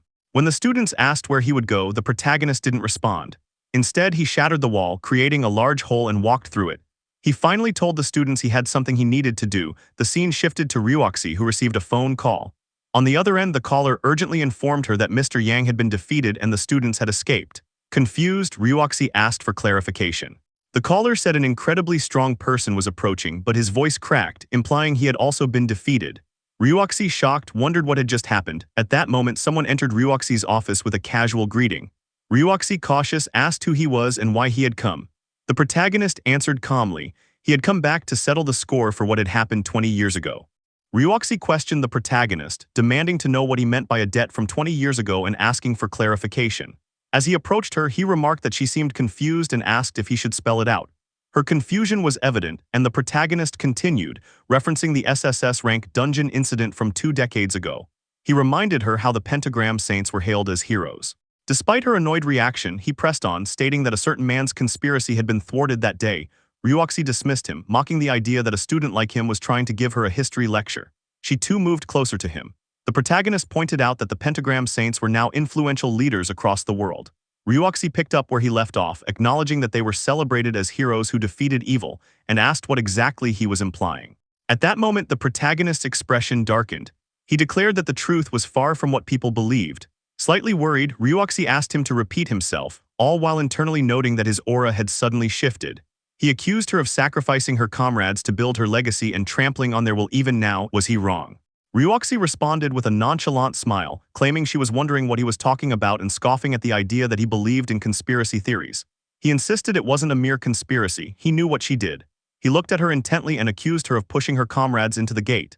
Her expression shifted into shock, caught off guard by the accusation. She questioned how some random student could know such a thing. She stared at him as he stood in front of her. The protagonist challenged her, asking if she still didn't realize who he truly was. With a piercing gaze, he revealed his identity. He was Misato. The mention of that name left Ryuoxi terrified. She denied it, claiming it was impossible. He countered, asserting that it did happen and that he had used the very power that once made her call him a monster. As Ryuoxi began to lose her composure, she exclaimed in disbelief, struggling to accept that Misato was truly before her. The protagonist declared he also knew what the Ryuoxi company had been secretly doing. Furious, Ryuoxi slammed the wall behind her and warned him not to mess with her. The protagonist responded that if he exposed that secret, her reputation would be ruined. Walking toward her, he continued with conviction. He challenged her previous outburst, saying that she shouldn't be the one saying, "Don't mess with me." Coming close to her, he swore never to forgive her, for what happened 20 years ago and for crushing the hopes of Asahi, who had given everything. Ryuoxi scoffed at his words, stating he shouldn't underestimate her since he was no longer in Misato's body. She grabbed her spear from behind and, seething with anger, declared that he would regret ever showing himself. As magical energy enveloped her spear, she launched an attack, slamming it toward the protagonist. The force of her strike was so powerful that the office began to crack and crumble. The protagonist quickly backed away and dodged the attack. Now poised with her weapon, Ryuoxi asked if he understood what he was facing, the power of a weapon developed by the Ryuoxi company. She announced it was forged from dungeon materials, tougher than any metal. Leaping into the air, she vowed to show him its sharpness and attacked upon landing. Though she attempted to stab him, the protagonist kept dodging every strike. He effortlessly tracked the spear's movement, dodging each attack. Ryuoxi increased her speed, commenting that dodging seemed to be his only skill. Internally, she sensed something was wrong. Why weren't her attacks connecting? While evading, the protagonist mockingly remarked that she'd become too accustomed to playing corporate queen and had gotten sloppy, likening her to a wako. Furious, Ryuoxi's face twisted with rage, and she shouted in frustration, throwing the spear at him with all her might. It seemed to pierce him, and she reacted with glee, thinking she had struck him down, but it was just an afterimage. The real protagonist stood nearby, taunting her with a simple "too bad." Seeing this, Ryuoxi grew angrier. She suspected void magic and admitted she'd never seen it work like that. Gritting her teeth, she readied another move. Retrieving her spear from the ground, flames began to swirl around it and her. She declared that she'd finish him with the next blow and would silence him for good. Charging at him with fiery determination, she aimed to kill. However, something felt off. Just before reaching him, she froze. The protagonist had stopped her effortlessly, holding out two fingers to display his power. Horrified, Ryuoxi trembled and whispered in disbelief. The protagonist coldly remarked that this was the extent of her strength. Internally, Ryuoxi realized he was even stronger than he was 20 years ago. Sweat dripped from her face as she contemplated her next move. With grim resolve, she decided she had no choice but to use that. Letting go of her spear, she sprinted not to him but past him. Confused, the protagonist watched her. He noticed her reaching for a red drug on her desk. Without hesitation, she injected it into her neck. A dark purple aura engulfed her. The protagonist, alarmed, questioned her sanity, asking if she was really going that far. Her transformation was monstrous. Her hair turned white, her skin grew dark and scaled, her hands bore claws, and her eyes became pitch black with glowing purple pupils. The protagonist could only look at her in horror, calling her a monster. Ryuoxi, now in her full monstrous form, mocked the protagonist, taunting that he couldn't possibly beat her now. The protagonist, unfazed, shot back, asking if she was really trying to win by pumping herself up with some enhancement drug she had to inject. Did she seriously think it was going to be that easy? Ryuoxi told him not to underestimate her. She bragged that she had poured insane amounts of time and money into that drug. She'd scoured the deepest parts of dungeons for rare materials, spending years perfecting the serum ever since she'd witnessed his inhuman power 2 decades ago. She had been chasing that same level of dominance ever since. Her expression twisted as she declared that she had finally found a power surpassing everything, and she should actually thank him for it. The protagonist's response was just one word: pathetic. That single word made Ryuoxi's veins bulge in rage. He pressed further, calling her out for bragging about surpassing everything while relying on a drug. That truth hit her like a slap, and she demanded to know what he had just said. But before she could wind herself up again, he tightened his stance, cutting off her monologue, and told her it was time to end this. His fists began to glow, radiating pure battle energy. Ryuoxi agreed with a furious smirk, saying they should settle who was stronger once and for all. She readied herself, her entire body flaring with a purple aura, and dashed at him with a shout of "Brace yourself." He tilted his body just slightly, letting her attack glide past, and her punch, meant for him, obliterated the wall instead, leaving only shattered rubble behind. Turning back to him, she demanded to know what he thought of that, proudly calling it the fruit of her research. She was still gloating when in an instant she closed the gap between them, snarling that she'd send him back to the afterlife. Her claws sharpened and gleamed as she drew back for the strike. Her sudden burst of speed caught him off guard for a split second, and before he could fully register it, her palm smashed into his stomach. The force, boosted by her drug, sent him flying into another room. She smirked, convinced she'd won, until she felt a sharp pain in her foot. Looking down, she saw an ice crystal impaling it, blood seeping out. The protagonist stood there completely unharmed, explaining that he'd planted the crystal at the moment she attacked. Confused, she demanded to know how he was fine. He told her that thanks to her goon using the technique earlier, he had figured out Yang's body enhancement magic. Her drug was impressive, sure, but he dismissed it as nothing more than a stirred-up gust. She raged at the mockery of her life's work, but he cut her down with a glare, saying she trampled over people and dared to call that progress. It made him sick. The weight of his words froze her in place, refusing to accept it. Ryuoxi powered up again, lunging with a roar of silence. Her clawed hand shot toward him, but he caught it effortlessly mid-strike. With his other fist, he slammed a brutal punch into her stomach, hard enough to make her spit saliva and stagger into unconsciousness. Gasping, she muttered that her power wasn't working before collapsing to the ground. As she drifted into unconsciousness, she thought, so this is Koichiro's strength. He walked away, telling her that what she had was never real power in the first place. She lay there, gagging on saliva, completely defeated. The scene shifted. The protagonist descended from Ryuoxi's company building, smoke billowing from it. Someone called out to our boy. Our protagonist turned to see Asahi standing there. He asked if she was okay, and she replied that she was, then asked about him. Before he could answer, reporters nearby were pointing at the smoking building, whispering that the tip had been right. Ryuoxi's company had been attacked. Asahi looked at him and asked if it was his doing. He shrugged it off with a casual "who knows." In his own thoughts, he acknowledged that the truth about Ryuoxi's crimes was now out. The test subjects were safe, and she had lost everything. Asahi told him that even though she didn't fully understand what had happened, she knew that if he hadn't been there, she wouldn't still be standing.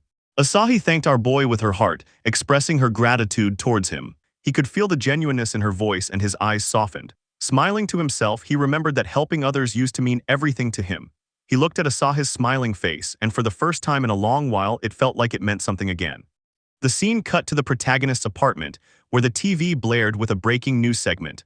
The reporter's voice was sharp, announcing that illegal human experiments had been uncovered in a secret underground lab owned by the Ryuoxi of the Pentagram Saints. This revelation came right after Ryuoxi was reportedly attacked by an unidentified assailant. The scene transitioned to the protagonist, casually shrugging off his academy jacket as the news played on. The reporter continued, stating that Ryuoxi was showing signs of memory disturbance and that the attacker's identity was still unknown. Loosening his tie, the protagonist's mind wandered. He wondered how the rest of the Pentagram Saints would react. The broadcast suddenly shifted, the reporter interrupting with breaking news. Nathaniel of the Pentagram Saints had issued a public statement. The moment the protagonist heard that name, his expression hardened, his eyes locking onto the screen with a glare. Nathaniel appeared on screen, addressing the public with a solemn tone. "I stand before you to deliver an urgent message. We are devastated by Ryuoxi's incident," he said. The protagonist's lip curled in disgust, already bracing himself for the hypocrisy to follow. Nathaniel continued, "As her comrades, we feel deep shame that we didn't notice Ryuoxi's descent into darkness." His expression was painted with sorrow and regret. The protagonist, however, knew the truth. He scoffed internally. So the Pentagram Saints were going to pretend ignorance again. The anger simmered hotter, just like 20 years ago. He gripped the remote so hard his knuckles whitened, trembling with rage. These people hadn't changed one bit, still lying without hesitation to protect their golden hero status. To them, people like Asahi and himself weren't even sacrifices, just stepping stones. From his memory of Nathaniel's behavior 2 decades back, the protagonist was certain the man had orchestrated his exile and dungeon imprisonment. Nathaniel was always calculating, always cautious, and even now no one knew where he was. The protagonist's jaw tightened as he pulled out his phone. Fine then. He dialed a number and the scene transitioned to a candlelit church. A lone woman knelt before the altar, her flowing white robe with silver trim and a delicate veil catching the flicker of the flames. This was Saint Claudia. The heavy wooden doors creaked as someone entered, approaching to quietly brief her on Nathaniel's media conference. Claudia simply responded, "Is that so?" understood, before resuming her prayer. "Lord, please guide us to a future filled with light." The scene shifted again, this time to a gym where Ingolf was deep into his bicep curls. His servant called out, "Lord Ingolf, the council meeting is about to begin." Ingolf let the heavy dumbbell crash to the floor. "Got it. I'll be there right away." The servant bowed slightly, apologizing for the interruption. Ingolf's eyes darkened as he muttered under his breath, Ryuoxi, you bastard, what were you thinking? Finally, the scene cut to a virtual meeting, every member of the Pentagram Saints on a Zoom call. Nathaniel's voice led the session. All right, everyone, let's begin the Pentagram Saints Council. After the Pentagram Council kicked off, Nathaniel summed up the situation about Ryuoxi, basically saying that this wrapped the matter up. Claudia jumped in with a sharp tone, pointing out that the assailant had exposed Ryuoxi's illegal experiments. She wanted to know just how messed up it all was. Ingolf, looking like he'd just bitten into a lemon, growled, wanting to know what the hell Ryuoxi had been doing to pull shame on the honor of the proud Pentagram Saints. Nathaniel sat down, cool as ever, and clarified that the experiments were entirely Ryuoxi's doing, carried out on her own, and that none of the other saints had any knowledge of it. Iwako listened from the Zoom call, silently thinking, classic Nathaniel, always calm and calculated. In his mind, it was obvious they were pinning everything on Ryuoxi and tossing her under the bus. He doubted Claudia or Ingolf's knowledge, but Nathaniel, he was sure the man had known. To drop her this easily felt cold. Sweat started to bead on Iwako's forehead, but he shook it off, reminding himself that right now, following the protagonist's instructions was more important. His eyes flicked to a sealed letter lying on his desk. Back on the call, Claudia said she was curious about the assailant. Iwako cut in with an "about that," and admitted that a sealed letter had arrived at the academy from the person who attacked Ryuoxi. He held it up for everyone to see. Claudia's eyes widened, a letter from the attacker. Nathaniel told him to read it out loud. Iwako agreed, opened it, and read the short but heavy message. I return to the present world from inside the gate. I will deal with all of you, so just you wait. The name at the bottom made the room go dead silent. It was from Misato Koichiro. Every other member besides Iwako looked stunned. Claudia wondered if someone was just using the name. Nathaniel shut that down, pointing out there was no way anyone else could have known about the inside of that gate unless they'd actually been there. The sender was undeniably Koichiro. Claudia floated the theory of time magic, but Ingolf scoffed, saying there was nothing to worry about. If Koichiro was back, they'd just take him down again. Nathaniel backed him up, but with a mischievous glint, added that maybe they should just sit back and see what he'd do first. After the meeting, Ingolf paced in his room, teeth grinding as he glared out the window.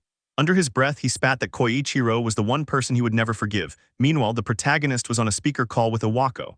Iwako confirmed he'd followed orders. The protagonist, leaning back against the bed, thought about how Nathaniel clearly wasn't planning to make a move yet, cautious as always. That was fine. Once they realized he was back, they wouldn't be able to keep still for long. He had a piece of paper in hand, and his mind was already on the first targets whose locations he knew. He told Iwako, all right, let's make a move. Iwako asked what was next. The protagonist said it wasn't hard. He wanted arrangements to transfer to an academy connected to Ingolf. Iwako guessed that meant Ingolf was the next target, and the protagonist confirmed it, saying it should be easy with a short-term overseas study program. In his hands was a paper detailing such a program. Iwako warned him Ingolf wasn't like him or Ryuoxi. No shady rumors, no dirt. The protagonist brushed it off. He at least had to see the man's face. He left the formalities to Iwako, ended the call, and stepped onto his balcony into the night. Gazing into the darkness, he thought even without rumors, it didn't erase the fact that Ingolf had betrayed him 20 years ago. The scene shifted into a bright, sunny day where high above in the sky an airplane glided through the clouds. From her classroom window, Asahi spotted it and couldn't help but smile.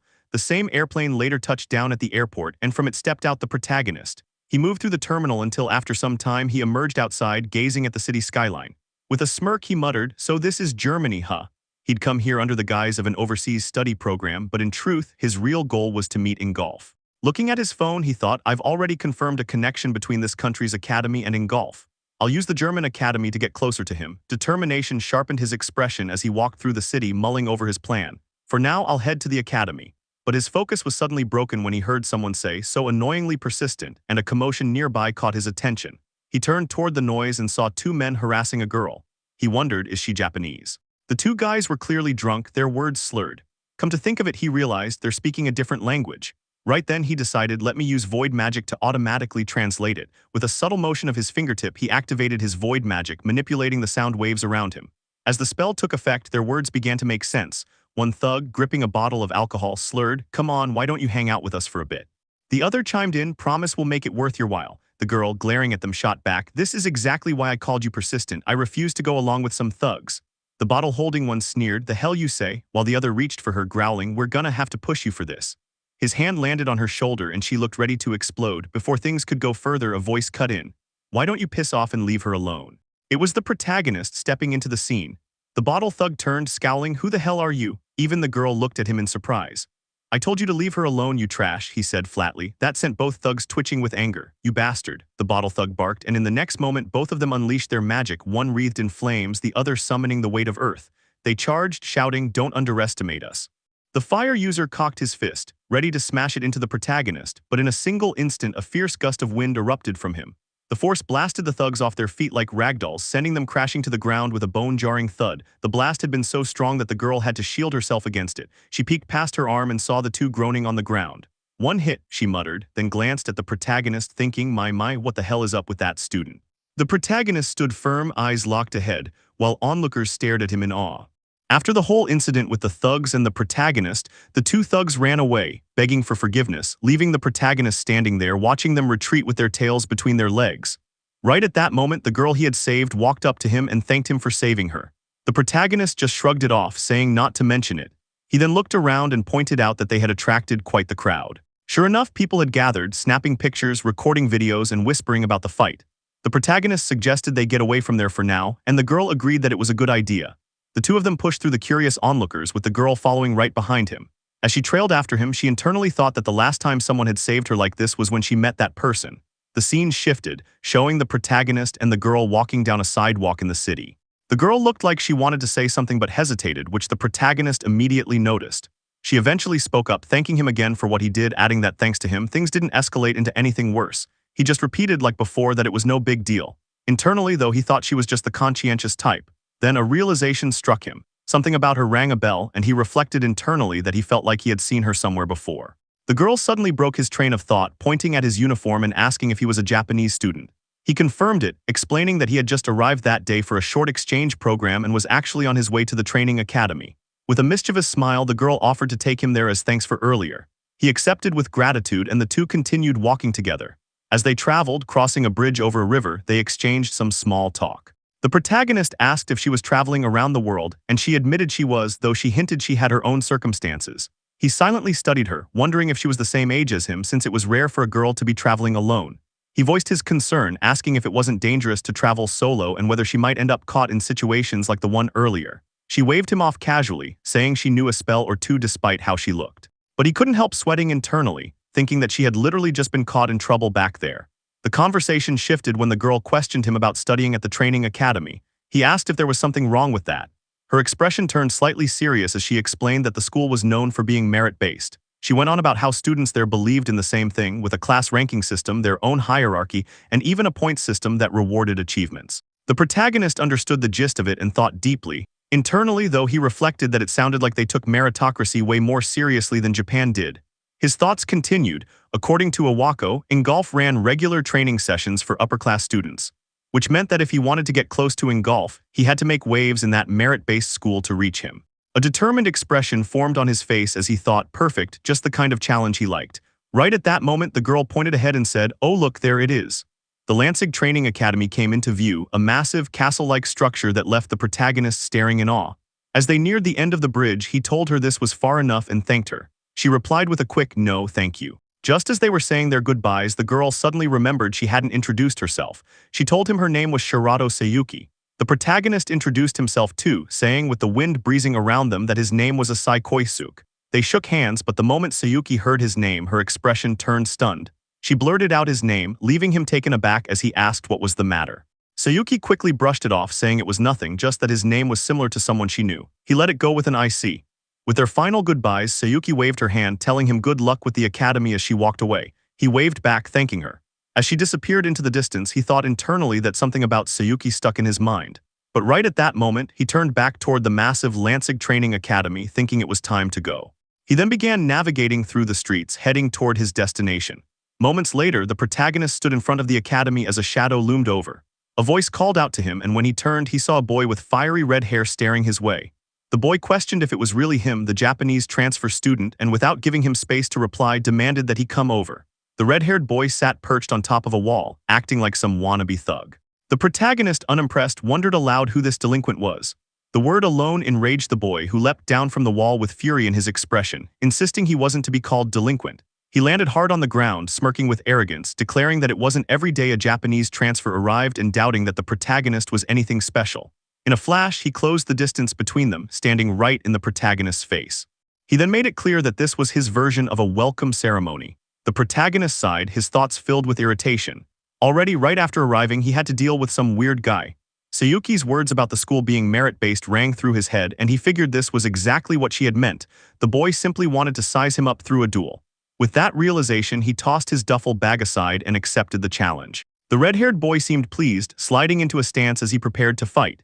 He wasted no time conjuring multiple rocks through earth magic, sending them hurling toward the protagonist with reckless aggression. But the protagonist barely reacted. With a flick of his hand, the rocks were dismissed effortlessly, tossed aside like scraps. The red-haired boy's disbelief was written across his face as he saw his attack so casually destroyed. In response, the protagonist summoned a massive stream of magic in his hand, calmly noting that while the quantity of rocks was impressive, the power behind them was too weak. He then materialized a massive boulder of earth magic glowing with dangerous energy. His eyes burned with intensity as he prepared to demonstrate true power. Without finishing his thought, he hurled the boulder forward with terrifying speed. The projectile shot past the red-haired boy, missing him by a breath, and crashed into a nearby wall. The impact tore a gaping hole, smoke and dust billowing out from the destruction. The protagonist completed his remark, implying that if someone dared to use earth magic, it should at least hold that level of power. The red-haired boy trembled, fear gripping him as the realization sank in he was facing something monstrous. In his head, he could only ask who this terrifying person really was, while the protagonist stood relaxed as if the feat had cost him nothing. The scene then shifted away. Sayuki was walking down the middle of a street with her phone at her ear. Her voice was steady as she confirmed to Lady Claudia that she had made contact with the protagonist. It was revealed that she was operating under Saint Claudia's orders. With calm certainty, she added that she would remain in Germany and continue observing the target. The scene shifted to one of the buildings inside the Lansing Training Academy, where the protagonist received a card with all his information printed on it. Stepping out of the building, he thought to himself that all the paperwork was finally done and admitted he could now step into the local dungeons.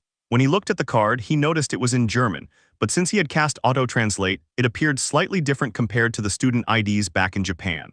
He realized this must be the point system Sayuki had mentioned and understood that it tracked dungeon crawls and performance. With his auto-translate magic running, the card displayed his name, Void Attribute Magic, level 41, and a point system that currently sat at 0. He tucked the card into his uniform with a smug look, thinking that he had no classes today and might as well see what dungeons in this country were like. As he walked away toward a dungeon, someone was watching him from behind. It was the same red-haired boy from earlier, looking suspicious. The scene shifted to a dungeon entrance. The protagonist eyed the gate, considering that if he wanted to get close to Ingolf, he would need to rank up to special class. With that, he stepped inside, deciding to start racking up points in this upper-tier dungeon. The ruins inside made him pause, and he wondered why there were ruins in a dungeon. Determined to test it, he thought about what kind of monsters might spawn. Almost instantly, skeleton monsters appeared. Observing the incoming enemies, he noted that they were undead, and strong ones too, completely different from the ones he fought back in Japan. One skeleton warrior appeared with eerie blue flames flickering from inside its skull, clutching a sword. The protagonist activated his void magic, thinking he already knew their weak spots. He conjured fire in his hand, recalling knowledge from when he was still Misato Koichiro. Suddenly, a skeleton warrior charged at him, swinging a massive axe. The attack came crashing down, but he dodged with ease, watching as the axe obliterated the ground. He calmly analyzed that the undead crumbled upon blunt force and fire. In the next second, he blasted the skeleton warrior with fire attribute magic, punching it hard and causing a massive explosion. The upper body of the skeleton was blown away, landing right in front of two more skeleton warriors. He taunted them with a mocking gesture, daring them to come at him. Within seconds, he wiped them out completely and pushed deeper into the dungeon. Reaching what he believed was the final chamber, he assumed the boss would be waiting. Stepping inside, he was right. The final boss floated ominously in the air, a skeletal creature surrounded by swirling skulls and emanating blue aura, clutching a staff made from some horned beast. Its presence was overwhelming, pressing down on him heavily. He conjured fire in his hand, deciding to test it first, then hurled a massive fireball at the creature. The boss didn't flinch. With a single swing of its staff, it nullified the attack. The protagonist realized the fireball had been cancelled and acknowledged that it made sense since it was a boss. The creature then gathered energy into its staff and launched a liquid-like spell straight at him. He dodged, but the attack splashed everywhere, melting everything it touched. Shocked, he noted that it was a high-tier spell, but with a grin, he thought he might be able to use that to his advantage. While the boss prepared another attack, he concentrated wind magic onto his feet, boosting propulsion. In a flash, he vanished, dodging effortlessly as the boss's next spell went wide. Closing the distance instantly, he copied the boss's technique using his void attribute, creating a purple ball of magic and smashing it straight into the boss's face. He wondered if the creature could withstand its own spell. The boss screamed as its skull burned and melted away before vanishing completely from existence. Landing smoothly, the protagonist reflected that the copied spell packed a serious punch, but since it was high level, he couldn't perfectly reproduce it. He thought that he needed to raise the level of his void magic further, his expression burning with the desire to grow even stronger. But right at that moment, the protagonist noticed a presence, someone thinking in the shadows. More importantly, he immediately called out, saying he knew the person was there and demanded they show themselves. From the darkness, the hidden figure revealed himself, laughing as he admitted he didn't think the protagonist would notice him. It turned out to be the same delinquent red-haired boy who had been pestering the protagonist for a duel. The red-haired boy stepped out from the shadows with a smirk, explaining that he had been watching the fight and hoped it wouldn't be a problem. The protagonist, unimpressed, asked if he was here to challenge him to another duel. Internally, the protagonist reflected that the guy clearly hadn't learned his lesson, but that aura he was giving off, something about it felt off. The protagonist noted that the redhead was definitely hiding something. With a grin plastered across his face, the red-haired boy strode toward him and declared that it was time to make things clear once and for all. His tone started sounding like a straight-up threat as his fierce gaze locked onto the protagonist, while his hand pulled something out of his pocket. The protagonist immediately noticed, isolating himself mentally and readying for battle, thinking, damn, he's really up to something. What the hell is he pulling out of his pocket? No way, could it be another enhancer drug like Ryuoxi S or maybe a hidden weapon? But just when the tension peaked, the red-haired boy completely flipped the mood. He jumped forward, bowing down deep in front of the protagonist and shouted, please take me in as your disciple. That sudden statement completely caught the protagonist off guard, leaving him confused as hell. As he tried to process, he noticed the boy holding some kind of cup. It turned out to be a red cup that he had pulled from his pocket. The red-haired boy quickly clarified, saying this was the Japanese doja, right? Then he asked if it was true that passing sake cups around was a way to show respect. While the boy was explaining this nonsense, the protagonist thought, is this guy an idiot or what? The redhead then stood up, eyes shining, and admitted he couldn't help it. He was drawn to the protagonist's strength. He pleaded, teach me magic, please. The protagonist just stared at him and muttered that he had to be kidding. But the red-haired boy doubled down, speaking with sincerity. He said the fight he had just witnessed was insane and he felt stupid for ever picking a fight with the protagonist. Meanwhile, the protagonist only grew more annoyed, thinking, great, things just had to get complicated. Before he could react further, the protagonist suddenly sensed danger. He placed a hand on the red-haired boy's shoulder and said, hey. The redhead, now buzzing with excitement, asked if this meant he was being accepted as a disciple. But before the protagonist could even respond, a huge blast struck out of nowhere, the attack threatening to crush them both. In that instant, the protagonist shielded the red-haired boy from the hit. Out of the smoke, a massive skeleton creature with towering horns loomed over them. The redhead froze in terror, shuddering at the sight, while the protagonist muttered that the previous skeleton boss clearly hadn't been the final one. This looked like the real deal. Before them stood a colossal skeleton, its entire body radiating ominous energy, glowing across its bone structure, horns pulsing with raw power, emerging like a nightmare to wipe out the two insects standing in its path. After looking at the horrifying skeleton creature in front of him, the red-haired boy admitted that he recognized this creature. The protagonist turned back at him, curious, and questioned what he recalled. With hesitation and fear written all over his face, the red-haired boy confessed that he had seen this thing in the manuals before. He explained that it was a skull dragon, the monster that had wiped out an entire village ages ago, and that it was said Ingolf had barely managed to bring it down. The boy, shaken, questioned why such a monstrosity was here in the first place. While the red-haired boy blabbered in panic, the protagonist turned to face the skull dragon head-on. The boy, panicking harder, shouted after him, questioning if the protagonist was seriously going to fight that thing. He warned that it was too reckless, saying that no matter how strong someone was, it was impossible. But the protagonist cut him off with a sharp glance, telling him to relax and dropping the bomb that Ingolf wasn't the one who had killed it. The red-haired boy was left puzzled by that claim, while the protagonist's gaze stayed locked on the skull dragon.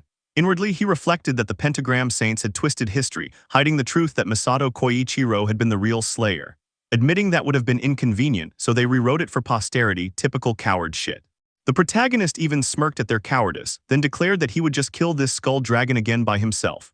At that very moment, the skull dragon reared its massive claw and brought it crashing down. The claw smashed into the ground where he had been standing, but he had already dodged out of the way. The red-haired boy was left shocked, but the skull dragon didn't let up. It slammed another massive strike, and the protagonist dodged again. The force from the claw pounding the earth shook the ground, while the red-haired boy trembled in fear. The protagonist thought to himself that this skull dragon was stronger than the one from 20 years ago. In the next instant, the protagonist dashed and appeared right above the beast. He admitted that no matter how strong this dragon was, it wasn't enough. Charging his fist with fire magic, he punched the shit out of the skull dragon. Cracks spiderwebbed across its skull, and within seconds the head was obliterated. Landing gracefully, the protagonist flexed his raw power. The red-haired boy erupted in cheer, hyped out of his mind, yelling if anyone had seen that insane display, praising his master's spell for blowing it away. Full of energy and awe, he gushed at the protagonist. The protagonist responded that the boy was awfully energetic, while inwardly mocking how he had just called fighting the beast reckless. Then he turned, telling him that it wasn't over yet. The red-haired boy was puzzled, still reeling from the fact that the skull dragon had just been destroyed. But in seconds the monster regenerated and let out a bone-chilling battle cry. The boy was horrified at its regeneration, while the protagonist coolly explained that skull dragons had insane stamina among undead monsters. If you half-assed an attack, they would just stitch themselves back together. The boy demanded to know how the protagonist even knew that, but the man ignored him, thinking instead that this one was even tougher than expected. The protagonist began plotting his next move while the red-haired boy stood behind, baffled and stressed out, wondering what the hell he was going to try next against a monster like this. The skull dragon roared at both of them, then whipped its tail like a massive whip. At the last second, the red-haired boy hit the dirt while the protagonist ducked low to dodge the strike. The tail came back again, but the protagonist caught notice and dodged with crazy speed. The boy cried out that at this point his master was just blocking, but the protagonist wasn't stalling, he was buying time. He focused on his void magic, knowing it wasn't ready yet. The essence of void magic was creation through imagination, and the sharper the image, the stronger the power. Magic began glowing in his palm, brighter and brighter. But the skull dragon lunged again, jaws open wide, and unleashed a fierce beam of energy straight at him. The blast engulfed the protagonist, and the red-haired boy screamed out for his master, thinking he was done for. But when the smoke cleared, the protagonist stood completely unharmed, clutching the beast's jaws with bare hands.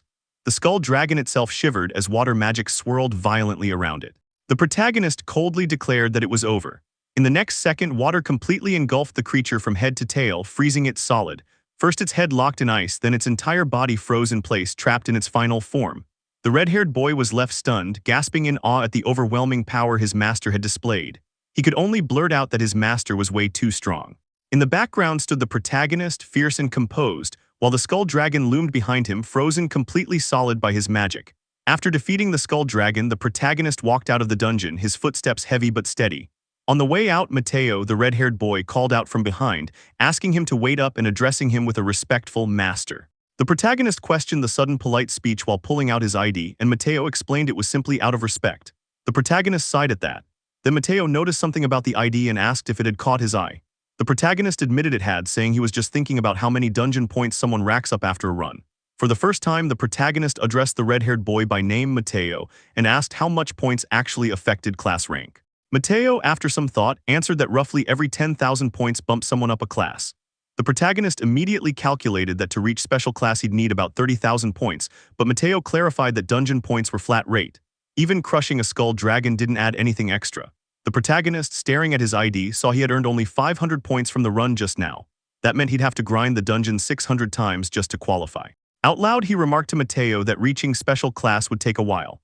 Mateo, amazed, said, as expected, the protagonist was aiming for special class, and with a smile suggested there was actually one shortcut to stack points faster. Immediately, the protagonist loomed over Mateo, hungry for details, demanding he spill the beans, while Mateo flinched in fear from how close he was.